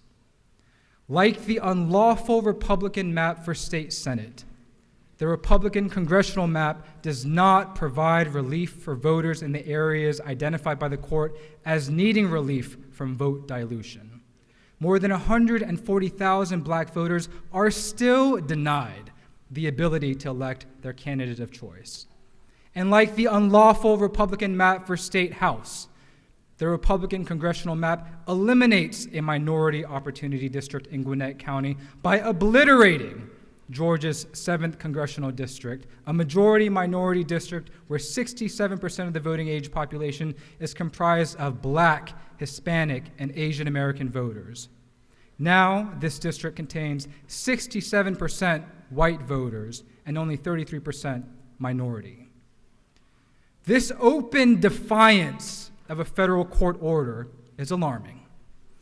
It is reminiscent of the refusal to accept the outcome of the 2020 presidential election that led to the January 6th insurrection. On that note, we've seen bipartisan condemnation against acts of violence and domestic terrorism. We all care about public safety, and it is disingenuous to state otherwise. I look forward next year to the bipartisan condemnation against the January 6th domestic terrorists who attacked the United States Capitol building, who injured 138 police officers and killed 5 people, including a police officer. I sincerely hoped my Republican colleagues would understand and comply with Judge Jones' order. I was glad to hear y'all say repeatedly that your primary goal was to comply with Judge Jones' order in every respect. I held out hope that y'all would do as y'all said. But upon careful analysis of the Republicans' maps, it is self-evident that the Republican Party's primary goal is to maintain political power at all costs to the detriment of Georgia voters, our representative democracy, and the rule of law. As I noted last week, the blatant disregard for existing law that protects majority-minority districts, such as the 7th Congressional District, demonstrates an intent to once again attack the Voting Rights Act by narrowing its protections. Recognize that it will be Hispanic Americans and Asian American voters who will be harmed and lose protections if Republicans succeed in their continued attacks against the Voting Rights Act. For more than 30 years, The 11th Circuit Court of Appeals held that minority coalitions are protected from having their votes diluted under the Voting Rights Act. Yet multiple times throughout this special session, Republicans, including the Senate Chair of Reapportionment, have publicly stated that they know better, that a minority opportunity district must be a district where a single racial group is a majority. That excludes Hispanic Americans and Asian American voters. The public positions taken by Republicans on coalition, majority, minority districts means Hispanic and Asian American voters who vote together in a coalition should not be afforded an opportunity to elect their candidate of choice. That multiracial coalitions can and should be divided and conquered. What a shame. As the first Asian American Democrat ever elected to the Georgia General Assembly, I was provided the opportunity to serve here in this body by building a multiracial coalition. A coalition of white, black, Hispanic, and Asian American voters who shared the same values, hopes, and dreams, who want access to quality, affordable health care, world-class public education, and safe communities free from gun violence. The ability to transcend our differences and find common ground makes Georgia and our state and our country stronger. We are stronger together. Unfortunately, this Republican effort to dismantle the Voting Rights Act, to divide voters by race and dilute their political power, to foster division by pitting communities against one another, will only make us weaker. As the good book says, you know a tree by its fruit. Every good tree bears good fruit, but a bad tree bears bad fruit. Thus, by their fruit, you will recognize them. Unfortunately, there is a lot of bad fruit coming out of today's Republican Party. A lot of Republican policies and actions that have and will cause great harm. I also know there are a lot of good men and women in the Republican Party. I have family members who are Republicans. I've been taught to love the sinner and hate the sin. So to the best of my ability, I will do what love requires in all circumstances, as that is what my faith commands. And I will treat every member in this body with respect and kindness that many of my Republican colleagues have shown me. But I will also not be silent. I will do all I can to stand and fight against the harm caused by Republican policies that put the pursuit of power before God, country, and my fellow Georgian. So as I began my remarks last week, I will end my remarks today. This Republican map is unlawful. Judge Jones can and should reject it. I urge every member of this body to vote no. Thank you, Mr. Speaker. I yield the will. The gentleman has yielded the well. Minority Leader Beverly, you are recognized to speak to SB 3X. SB 3X, Representative Beverly. Thank you, Mr. Speaker, and good morning, colleagues.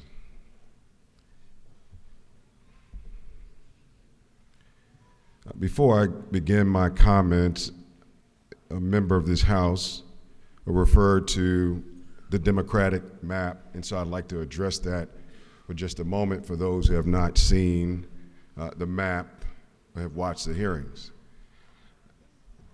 I'm grateful that you referred to the map because that's the map, the substitute that we should use to send back to the judge. But I want to correct something that you said, and that is this, is that it was the illustrative map that was given to me by the Senate, by every congressional member, Democratic member, who said we agree to this map. You called it an outside map, I called it an inside map because I gave that map to Gina, who you referred to, who you guys referred to, who we love as a House. And she cleaned it up because they were wrong. She had to move certain blocks, 25 or so, Gina. We had to clean that map up. It's a Georgia map. Please stop with the shenanigans already. I rise in opposition to Senate Bill 3EX. the Republican map for redrawing the state's congressional districts, but before I'm just kidding. I'm not going to go that fast. I know y'all rush for time, but I need to slow this down because I want y'all to hear this. There are two groups of people I don't like very much right now. The Senate, because they left a couple days ago. They like them right now. I think we as a House don't like them right now, and I really can't stand the state of Alabama. But what they did, go Dogs, sick 'em, last week. And the Senate, in their arrogance, threw a couple of hand grenades into the House, and then they walked away as if they didn't do it. We had to deal with issues of international significance. Start in the Senate, they throw it in the House, and they walk away.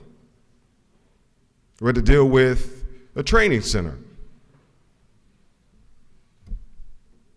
Another hand grenade, throw it in the House, walk away. And now we have to take up their map. Another hand grenade they throw into our House and walk away. Mr. Speaker, I say we return a few cannonballs to them, one of which being, let's expand Medicaid now, that comes out of the House. Let's deal with CON as it relates to maternal mortality, and let's send it back to them and make them deal with that. And lastly, but not least, let's take this map and rip it up, because a judge is going to do the same thing, I suspect. Why don't we as a House stand for something in this moment? I oppose this map because this ain't a Georgia map, this is an Alabama map. Let me explain. A federal court in Alabama held earlier this year that Alabama's congressional map violated Section 2 of the Voting Rights Act because it diluted voting strength of black folk in Alabama. The court gave the Alabama legislature an opportunity to redraw the map, to add an additional black opportunity district, that is, a district in which black voters would have an opportunity to elect candidates of their choice to the United States House of Representatives. That happened in Alabama. But what did Alabama do? The Alabama legislature thumbed its nose at the federal court and drew a new plan without any additional opportunity districts. The federal court quickly rejected that map and drew its own. And in the process, Alabama became the laughingstock of the nation for its unwillingness to change their opinion and their backwardness. What do you call those Alabamans? What do you call Alabama? I don't know what you call them. I call them backwards. And as I look at the analysis of the Georgia game, it was a team loss. I look at the events that have unfolded over the past few days. The Senate and the state of Alabama want us to do their bidding. But this is our house. This is our house. We're the big dogs in this house. And we need to say, as the big dogs say, go Dogs, sick 'em. Woo, woo, woo, woo, woo. I fear, ladies and gentlemen, that SB 3EX takes us down the Alabama path. They want us to blatantly and intentionally defy the federal court's order that found our congressional map in violation of the Voting Rights Act. As in Alabama, the federal judge in Georgia has given us an opportunity to draw a new map. He instructed that the new map must create an additional majority district in West Metro Atlanta. Page 509 of 511. It was clear that the state cannot remedy Section 2 violations described herein by eliminating minority opportunity districts elsewhere in the plan, but that is precisely what the Senate map did, that we're carrying their water. Psst, get out of here. It creates a new majority black district in West Metro Atlanta, but it also eliminates an existing minority opportunity district in Gwinnett. We've already litigated that, even though we're in a public space. Make no mistake, this is no accident. It's unlawful, it's unconstitutional, it's wrong. And we should not want any part of that. Football aside, we don't want to be like Alabama. Georgians, all Georgians, deserve better than that. Vote no and say to the Senate and to Alabama, we reject Alabama's playbook. We are the big dogs and we call the balls and strikes. Before I close, I want to correct the record on one thing. During the debate on this bill in the Senate, one of our colleagues over there asserted that the Voting Rights Act doesn't protect minority opportunity districts like the one in Gwinnett County that this map eliminates. That simply isn't true. We are the last people standing. I think they got the last word, but we should get the last laugh in. The 11th Circuit Court of Appeals, which covers Georgia, Alabama, and Florida, has long recognized that Section 2 of the Voting Rights Act protects minority opportunity districts like the one in Gwinnett that this map eliminates. The leading case is Concerned Citizens of Hardy County versus Hardy County Board of Commissioners, where the 11th Circuit, the same circuit, recognized that the Voting Rights Act protects districts like the one in Gwinnett, where Black, Hispanic, and Asian voters vote cohesively as a political coalition, and by doing so can elect candidates of their choice. Judge Jones certainly knew that, and that's why he said that this body can't remedy the Section 2 violation by eliminating minority opportunity districts elsewhere in the map. The law on this is clear in the 11th Circuit, and we must not act as though it isn't. If we do so, it's to our peril. Our peril.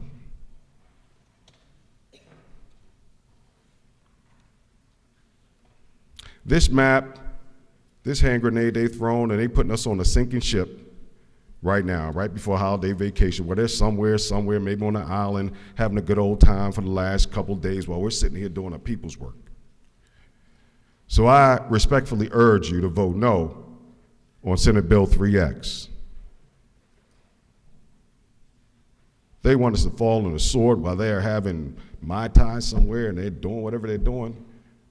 We're the big dogs. Mr. Speaker, go Dogs. Sick 'em. I yield the well. Gentleman has yielded the well. That completes our minority report. We'll now move on to the chairman's time for up to, not mandatory, but up to 20 minutes.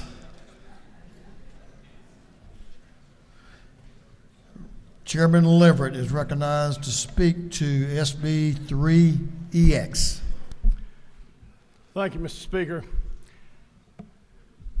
Well, ladies and gentlemen of the House, we've heard a number of arguments, and I would like to respond to them in a brief manner, if I may. The primary argument I'm hearing is that although the maps create an additional majority Black district in the area the judge specifically told us to, they somehow do not comply with his order.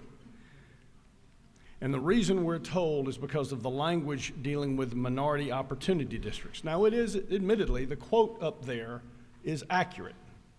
That is an accurate quote. That is what Judge Jones said. And I, like the previous speaker, believe him to be a very intelligent person, and he knows how to write an order. This order, I don't agree with everything he says in it, but nobody can deny the craft and the hard work that went into that order. It's very impressive. But I believe we're being unfair to Judge Jones when we're construing some of this language outside the context of the case that actually was litigated. So there is a provision. I've had it on the screen before. At this point, I'm assuming you've already memorized it, but it said the remedy involves an additional majority Black congressional district in West Metro Atlanta. That's the portion of the remedy provision of his order that addresses the congressional maps. The map you looked at earlier does that. District 6, majority Black district, it's in West Metro Atlanta. It almost matches the proposed district that the plaintiff submitted. But we're told, well, no, it really doesn't comply because of this language about minority opportunity districts. Well, I agree, it is meaningful language, but it does not have the meaning that my friends across the aisle ascribe to it. And the reason it doesn't is because that minority opportunity districts, as it's being construed by our friends across the aisle, was never mentioned in that phrasing or that definition in the case. That is not a legally defined term. The term gets used loosely in different contexts. In the context of this case, the minority that was being discussed, whose rights were trying to be vindicated, were Black voters. if you take the same page that was quoted from and run down the page, all right, so on page 509 at the bottom, it starts, the state cannot remedy the Section 2 violations described herein by eliminating minority opportunity districts elsewhere in the plans. Keep in mind, the judge was careful to say an additional majority black congressional district. Additional.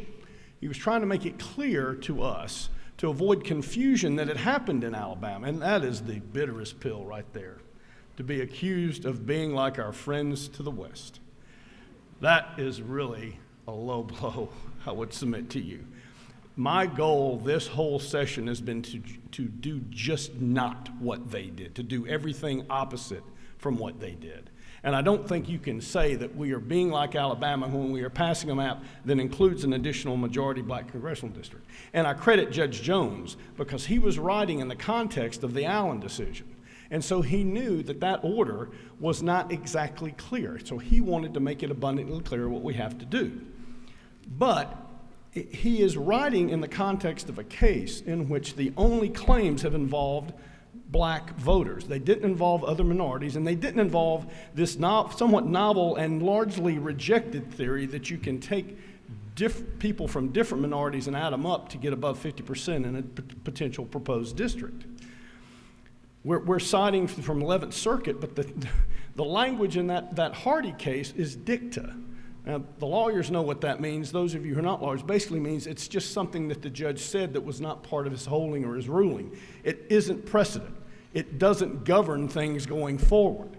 And as a matter of fact, a 3-judge panel in the Northern District right here, as recently as October 23rd, the same date this order came out, said just that. That's only dicta. It's not binding. And it's kind of interesting to know that one of the judges on the 3-judge panel was Judge Steve Jones. Now, the only district, the only circuit court, and for those of you who don't know, the United States, the federal appellate system is divided up into circuits. We're in the 11th here. The 6th Circuit has specifically rejected this notion that my friends from the other side are pushing about whether the voting rights extends protection to those kinds of districts. To be clear, District 7 is not a majority black district. It was not litigated. It wasn't the subject of this lawsuit. Nobody was talking about it in here because it was out beyond the scope of the claims. All the claims had to do with the rights of black voters, had to do with statistical data involving black voters, not other minorities. The only minority they were talking about in this case, or these 3 cases, was black voters. That was it. And if you read on down from the sentence that was put up there earlier, the judge said the court retains jurisdiction to determine whether the remedial plans adopted by the General Assembly remedy the Section 2 violations by incorporating additional legislative districts in which black voters have a demonstrable opportunity to elect their candidates of choice. Later on, he says, this will require the court to evaluate a remedial proposal under the Jingle standard, which is a lawsuit or a Supreme Court case that everyone's still traveling under when we do voting rights cases, under the Jingle standard to determine whether it provides black voters with an additional opportunity district. So the 6th Circuit has specifically rejected this sort of coalition, this notion that coalition districts are protected under the Voting Rights Act. The 11th Circuit case that keeps being sort of passed around as providing just irrefutable support is not that at all. And a 3-judge panel has said so. And the Supreme Court has never said that. If anything, we believe Supreme Court precedent supports just the contrary view, that it's not protected under the Voting Rights Act. So this notion that we're violating the order because we're doing something that the judge told us not to do is misconstruing that language. Every time the word opportunity appears in this order, it is either within the same sentence or the same phrase or the same page as a reference to black voters. That was the minority that was at issue. Those were all the claims in this case. So I think to say, well, Judge Jones knew what he was doing, he sure did. He was working his tail off to get a 500-page order out in a limited amount of time because he was being caring and considerate enough to us to get that out to us so we would have time to act before he felt like he needed to.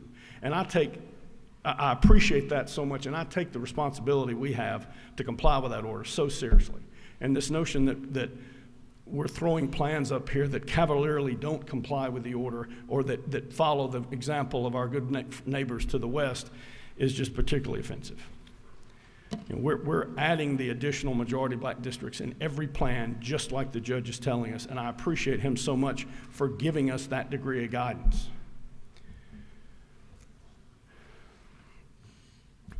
Now, so we had some other claims made here that, of course, we're not in compliance with Section 2. Well, again, I think the argument being made about this coalition district thing, or this argument, is going beyond Judge Jones's order and going a little above his head and say, well, you should have, you know, if we don't do that, even though the judge didn't say that's an issue or a consideration, you've still got to deal with it. It's sort of like saying, well, you may comply with the order, but you're still not complying with the Voting Rights Act because Judge Jones didn't know what he was doing. And I would agree that I don't agree uniformly with his ruling, but I don't think you can say that we're not complying with the order by creating the additional majority black district. One of the people in the well here said that there was no majority black district added. We actually added 2. 6 and 5 is now a majority black district. 6 was the one that we drew specifically pursuant to the court's order. 5 became majority black as part of the redistricting process. And the split in Cobb is actually reduced. It was split 4 ways. It's reduced 3 ways. And the area that was so controversial the last time around in Southwest Cobb, it's been taken out of 14 and put in the new 6. I think that'll be a great relief to people in that area and would be a great relief to their current representative as well.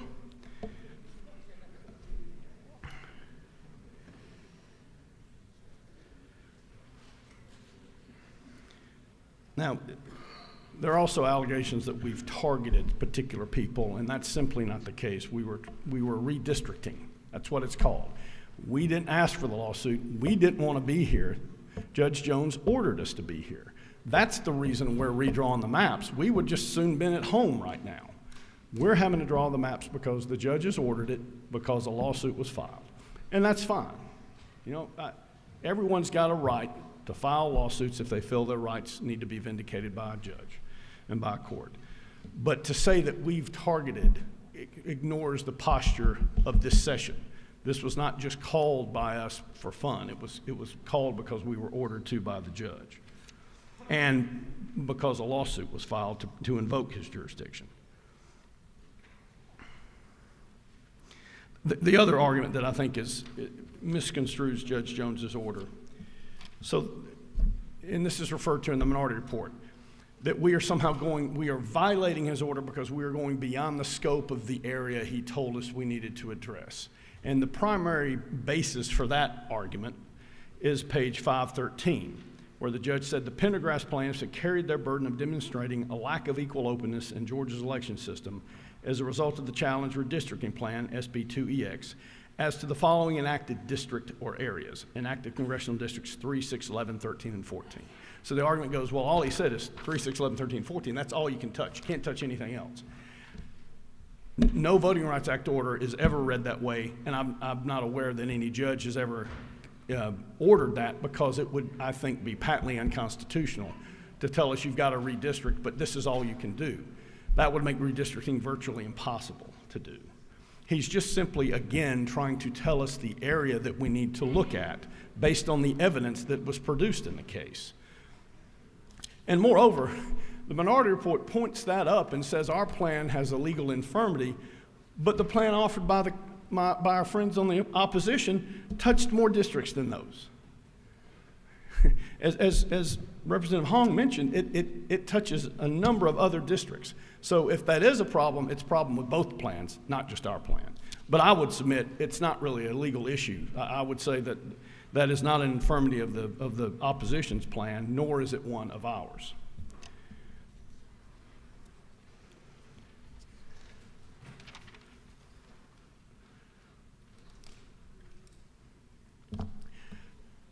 The other thing that is particularly frustrating to me is a number of people have saying this plan disenfranchises black voters, but it's creating additional majority black district that is designed and will give black voters a reasonable opportunity to elect a candidate of their choice. That's the whole point of the lawsuit. So to say that you're disenfranchising someone by creating a new district in which that's going to happen, that strains logic from my perspective. Now, and again, it bears repeating, you cannot equate this plan or any plan that has been presented to this body with the Alabama situation. The court over there didn't give us the guidance that Judge Jones has kindly given us. We have not thumbed our nose at him. We have done what he told us to do. And these plans will comply, I feel, with his order. I take that obligation very, very seriously, to produce plans that comply with the order. I truly do sincerely believe these do, based on what I believe is a reasonable reading of the order and not one that's strained for political gain.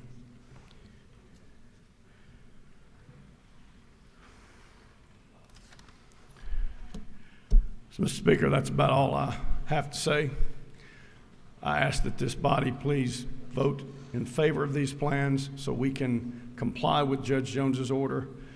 And we're all going to find out, I think, soon enough.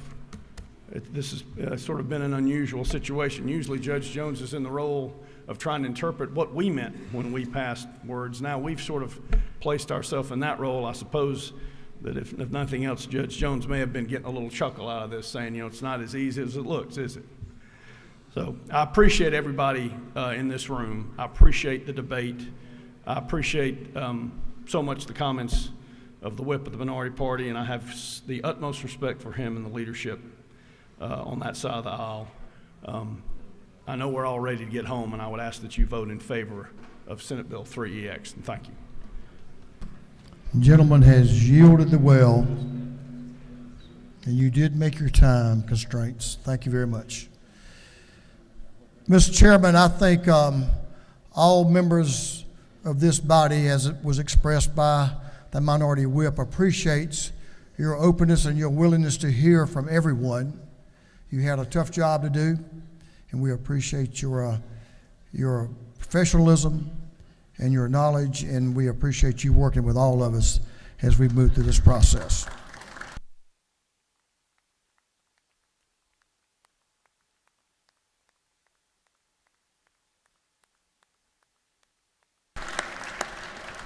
All members, if you'll return to the floor, that concludes the comments that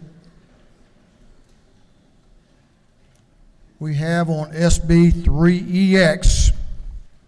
All members return to the floor.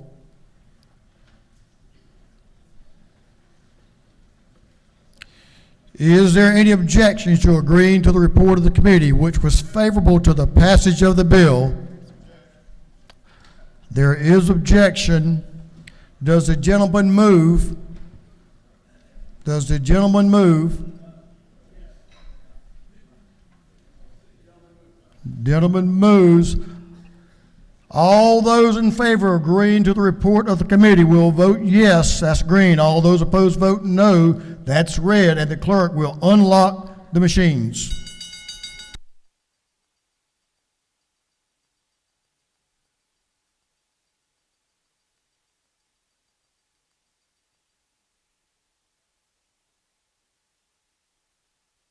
Have all members voted?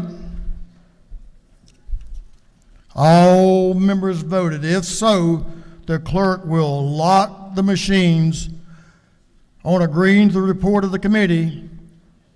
The yeas are 97, the nays are 71, and this body has agreed to the report of the committee. Shall this bill now pass? All in favor of the passage of this bill will vote yes. All those opposed will vote no, and the clerk will unlock the machine.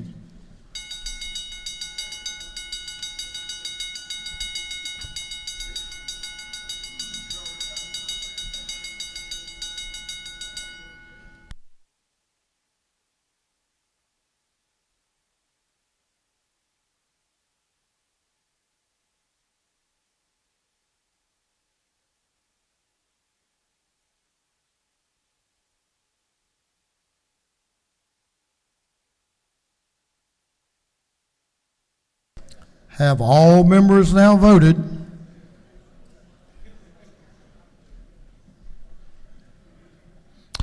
For what purpose does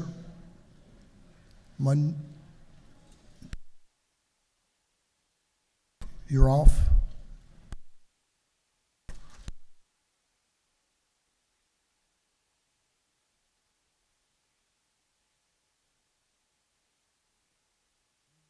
I'm going to take two inquiries. For what purpose does Leader Beverly rise? Mr. Speaker, I move to adjourn. Don't recognize you for that motion there, Mr. Leader, but it was pretty clever. For what purpose does Representative Becky Evans rise? Thank you, Mr. Speaker. Parliamentary inquiry. State your inquiry. Isn't it true, Mr. Speaker, that the judge's order said that while creating these majority black districts, you cannot eliminate minority opportunity districts elsewhere? Isn't that true, Mr. Speaker? Representative, I've heard that stated a couple of times on both ways, but I'm sure the lady believes exactly what she stated. I think we've all been heard. We've had opportunity to be heard on this bill, and I think it's time, if all members have voted, and I think they have, that the clerk will lock the machines on the passage of the bill. The yeas are 98, the nays are 71. This bill, having received the requisite constitutional majority, is therefore passed. Thank you, members, for your attention. We're moving on to afternoon orders. Afternoon orders.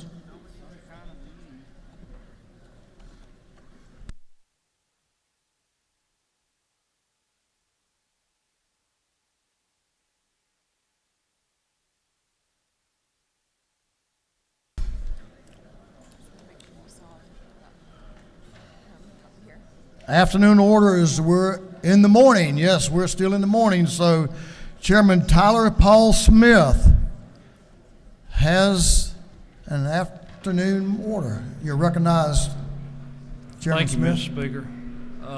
Mr. Speaker, ladies and gentlemen of this House, today, they're not in the gallery, I don't think, but we have the Tallapoosa Primary School second grade class here. My sister-in-law is one of those great educators, and another Mrs. Smith that's with us here today, but I just wanted to welcome them to the House of Representatives. We're so glad to have y'all here today at the Georgia State House, and my law partner's wife, Miss Farmer. You'll remember Mr. Ryan Farmer was one of our attorneys for the caucus, so I was wrong in what I said earlier. We have one of their classes here today. If y'all will stand and help me welcome them to the People's House. Glad to have you. Thank you for being here. Come again. Chairman Meeks, you're recognized for an afternoon order. Thank you, Mr. Speaker. Ladies and gentlemen of the House, I would ask you in helping me to congratulate the Pierce County Bears, who are making their second trip to the state championship 2A game for the second time in 4 years under the direction of Coach Ryan Herron. And ladies and gentlemen, it's been a great opportunity to be able to watch this coach and these players move forward in their program, who believe day in and day out in the 3 Gs and any hashtag you will see, and that's give God glory whether you win or lose. Coach Herring and the Pierce County Bears, good luck as you face the gentleman from the 16th district, a school in his district. So gentlemen from the 16th, we will prevail. Congratulations to the Pierce County Bears. Good season to both of you. Good luck tomorrow night. I guess the game is. So good luck. Representative Panich is recognized for an afternoon order. Representative Panich. Shalom, y'all. Tonight is the first night of Hanukkah. It is the story of the Maccabees, a small band of Jewish fighters who liberated the land of Israel from the Syrian Greeks. Under the reign of Antiochus IV, the Syrian Greeks sought to impose their Hellenistic culture by defiling the temple in Jerusalem and banning Jewish practice. The Maccabees, led by 5 sons of the priest Mattisyahu, especially Judah Maccabee, waged a 3-year campaign that culminated in the cleansing and rededication of the temple. Today, this holiday reminds Jews to rededicate themselves to keeping alive the flame of Jewish religion, culture, and peoplehood so that it may be passed on to future generations.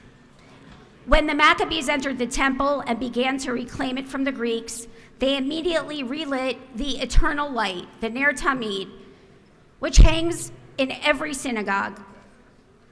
In the temple, they found a single jar of pure oil which had not been defiled by the Greeks, which was sufficient to light for only 1 day. The messenger that was sent to secure additional pure oil would take 8 days to complete his mission. But miraculously, it burned for 8 days. It's almost like having your phone at 2% when you wake up, no charger, and it lasts all day. Hanukkah means dedication. It's the festival that commemorates the purification and reunification of the temple. To this date, we use a special lamp called a menorah. There are 8 nights of Hanukkah. We add each light, 1 light each night. There is a menorah in the Capitol. It's in the rotunda. There's also a 9th branch called the Shamash, which is the helper candle. The helper candle is the leader candle. We are all leaders. It is not just how we ourselves bring light. How can we help kindle the light in others in terms of their commitment, the flame of justice, the glow of community across the entire state and beyond? The proper greeting for your Jewish friends is Happy Hanukkah. And on days where Jewish kids are hiding their identity out of fear, I urge you to join me at the menorah upon adjournment to light the candle and to wish each other a happy Hanukkah. I wish you all a very Merry Christmas and a very Happy New Year. The lady has yielded the well. Representative Crow, I think you have some visitors, and Chair Lady Mathiak have some visitors here from home as well. Is that correct? Let's hear about them. Thank you, Mr. Speaker. Colleagues, we are very, very happy and honored to welcome an outstanding group of 10th graders here today. They are from Henry County and part of the Youth Leadership Program. We're very excited to have them here visiting the Capitol today. I'm glad they got to come in and see some of the work being done here on the House floor. And if you would just welcome them to the People's House, I would greatly appreciate it. Y'all welcome our students. Good to have y'all. Oh, a big crowd. Thanks for traveling down. Thank you, Mr. Speaker. We yield the will.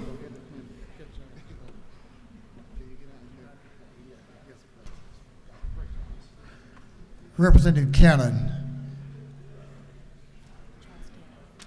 Oh, I'm sorry, the other Cannon. Excuse me. I do get y'all mixed up from time to time.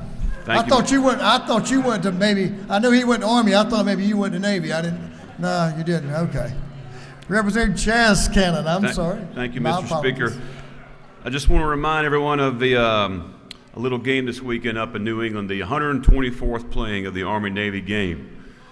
So for all of you Navy squids out there, go Army, beat Navy.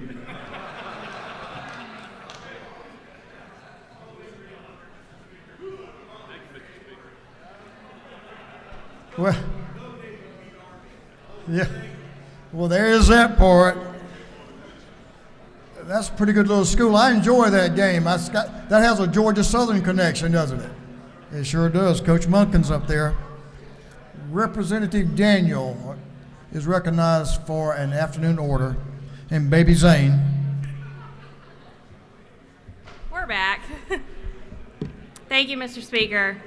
Today I wanted to do a morning order, but we got here a little later than planned, so an afternoon order is going to do.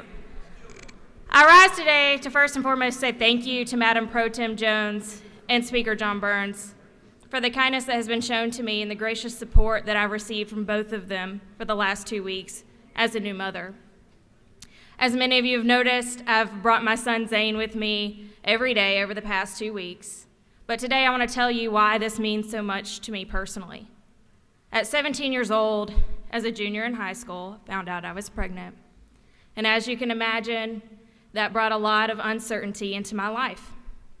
My son was born at the beginning of my senior year, and I was told by school administrators that I should no longer attend school in person because I would be a distraction. Even further, my counselor advised me that there was no point in applying to college because the likelihood was that I wouldn't graduate. You see, only 50% of teenage mothers graduate high school, much less college. I am part of the, not only did I finish high school, but I'm also part of the 2% of teenage mothers who have gone on to earn a college degree before the age of 30. And if earning a college degree is only at 2%, I have to imagine that I am likely the first teenage mother to ever be elected to the state house. We talk a lot up here about how representation matters, and I believe that to be true. I'm here today because the voters of the district that I represent believed that I would be the right person to come up here and fight for their families. And as a mother of 4, that means the world to me. I hope as I stand here today and every day as the youngest female member of this body, that it shows any young girl in the state who may find herself pregnant that her life does not end when a new one begins. It is an honor of a lifetime to serve in my role as a legislator, but really, I'm just a mom, like so many others in the state who care about the future that my children will inherit. Roughly 24 years ago, a former House member also brought her baby on this floor. It's been said that at the time, the Democratic Speaker wasn't very kind or favorable to the idea. I'm really glad that times have changed. The truth is, regardless of the circumstances, both then and now, motherhood is the greatest gift that I've ever been given. So today, as the special session comes to an end, I just want to say thank you to Speaker Burns, Pro Tem Jones, and House leadership for showing me and the people of Georgia what it truly looks like to be pro-women and pro-family. And I look forward to seeing y'all back here in January. Thank you.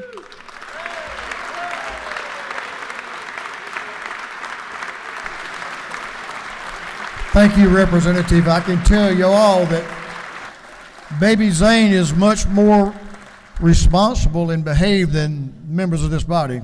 I've been watching. He's ideal child. I hope he maintains that. He'll make a great member one day, Representative Daniel. Thank you, and we appreciate your journey and appreciate you what you've accomplished and what you will accomplish. All right, we have to even the score here now. I didn't do a very good job a while ago on reading my notes, so I think a friend of mine's here. I had some Navy people in my family, and we have a Navy member of this House, Representative Jackson, can speak to it. Let's hear it. Thank you, Mr. Speaker. So I understand that my good friend on the other side of the aisle just talked about Army beating Navy. But in the words of Jay-Z, men lie, women lie, numbers don't lie. The last 18 years, Mr. Speaker, the last 18 years, Navy has defeated Army 14 times. Need I say, go Navy.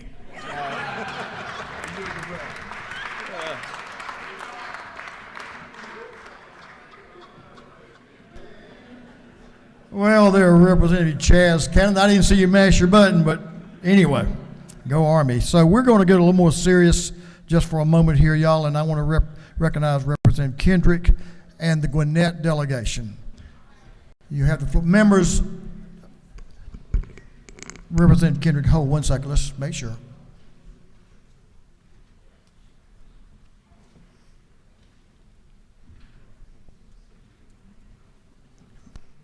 If members will stand.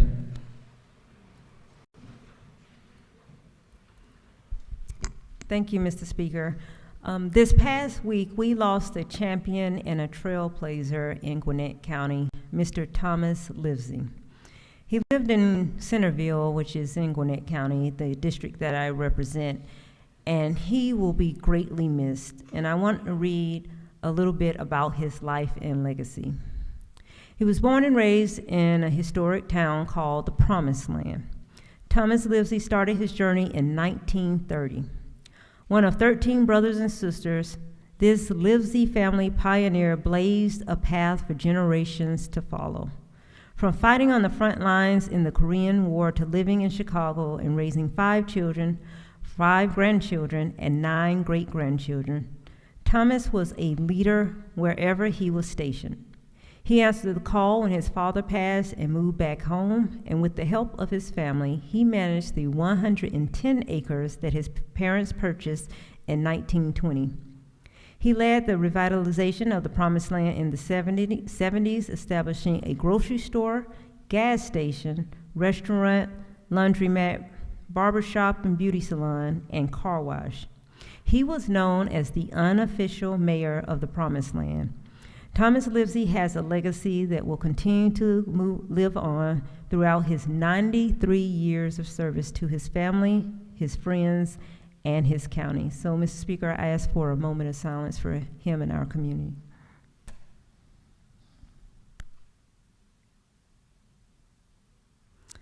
Thank you, Mr. Speaker. Thank you, Representative. Good job. Thank you.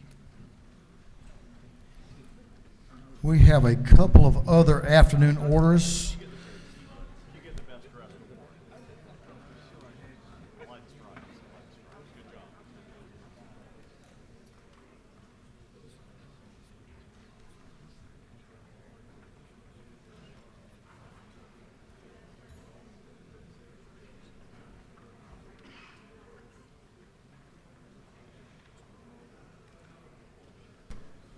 Members, if I can have your attention just for a moment longer, we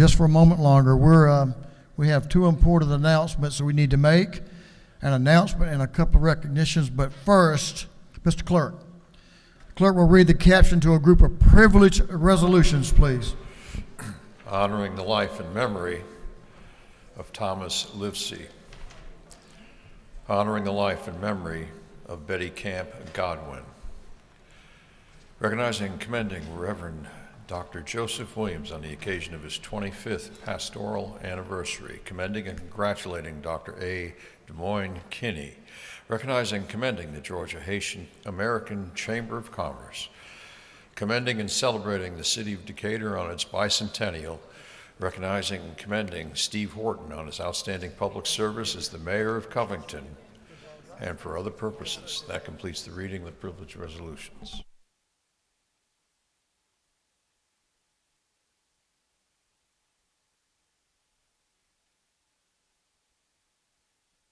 Is there any objection to adopting the privileged resolutions?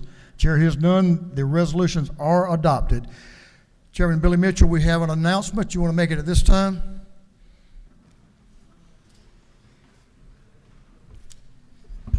Thank you, Mr. Speaker. If we could have the Democratic caucus 15 minutes after adjournment meet on the South Wing steps for a photo. Thank you, Mr. Speaker. Wanted to make sure we got that in. And now we do have one afternoon order that I'm going to inject back in. I think it's important to this membership. Representative Jackson from down in Savannah. Thank you, Mr. Chairman. It is sadly that I announce to you of the passing of the person that I replaced, Mickey Stevens' daughter has passed, and I ask that you pray for his family as they move forward to prepare for the funeral. Thank you for allowing me this. Prayers for the family. We all have great memories. All of us that knew Representative Stevens, he was a good friend of mine, I can tell you that, and a great leader in our state. So we'll certainly remember his family. We have a couple of, I guess, leader illustration. This is not a motion, is it? Not a motion. We were almost there. Leader illustration is recognized to give us some information. Thank you, Mr. Speaker. Well, I want to thank all of the staff. We have such incredible staff that allows it to be possible for us to be here at the Capitol during special session. And so just across the Capitol complex, I want to thank them for all their hard work. But I also want to point out these are very important special days as well to two of our dear friends and staff who work very close with us here in the House. So Terry England, who's Chief of Staff to the Speaker, our former colleague, is Chairman of the Appropriations Committee. This is a very important day in his life, and Cindy England, who many of you know, his wonderful wife, and he went on their first date 45 years ago today. And Cindy England is such a wonderful friend and individual, and I think, Mr. Chairman, it's fair to say you married way, way up. Is that right? So, she still regrets it. Congratulations to the Englands. And also I wanted to point out today, Kaylin Dusler, who is Executive Secretary to the Speaker, it is her birthday, and I know all of us are very grateful for Caitlin's hard work and help to each and every member of the House. Thank you, Mr. Speaker. Thank you, Mr. Leader. She says she's 29. I don't know how many years that she's been 29, but that's what she says. Happy birthday. I want to follow up on real quickly. Would you, one of y'all over there, see if we can get Ms. Holland to step into the chamber, please? I want to thank a couple of people, and I know that all the members of this House, I think you would agree with me that the lady that heads up our reapportionment office for the House and Senate, Gina Wright, has always and has done yeoman's work in helping us put these maps together and exercising many different options. And we know you've had many, many sleepless nights and long days in the last few weeks. So we just want to thank you and your staff for everything you've done for us, Gina. Thank you.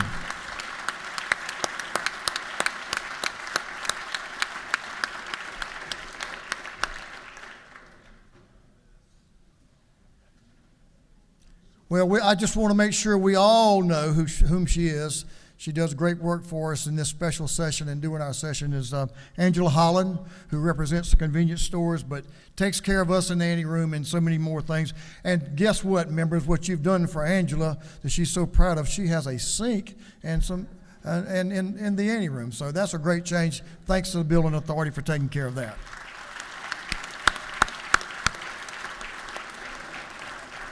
Our doorkeepers, we can't do this without you. Thank you for being here. We appreciate you.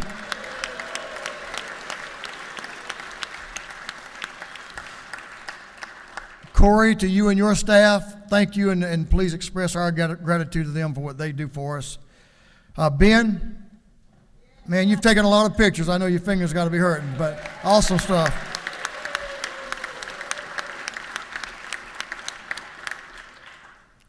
And to all of you, thank you for leaving your families, leaving the comfort of your home and being here and taking care of the people's business. So with that, before I recognize the majority leader, where's my dear friend from South Georgia? Got a special treat. Well, I can tell you, well, I'll let him announce himself and do it himself. Dexter. All right, thank you, Speaker. Since we were in session and we have a tough session, I think we need to really leave in some great joy with each other. So we're just going to do a little bit of We Wish You a Merry Christmas together, okay? Y'all ready? We wish you a Merry Christmas. We wish you a Merry Christmas. We wish you a Merry Christmas and a Happy New Year. Thank y'all. Representative Sharper, that's awesome. I almost ruined it. I almost left the microphone on when I sang very low. That would have not been a good time. So with that, I think the business of this special session is about ready to conclude, and look forward to seeing you all on January the 8th, 2024.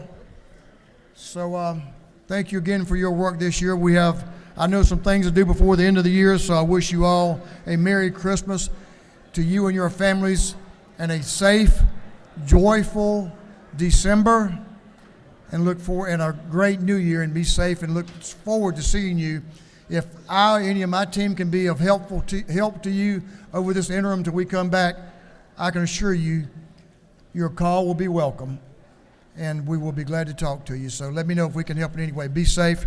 Mr. Leader of this House, Leader F. Stration is recognized for a motion. Mr. Speaker, I move that this House adjourn. Sine die. On the motion of the Majority Leader of this House, Leader F. Stration, this House is adjourned. Sine die.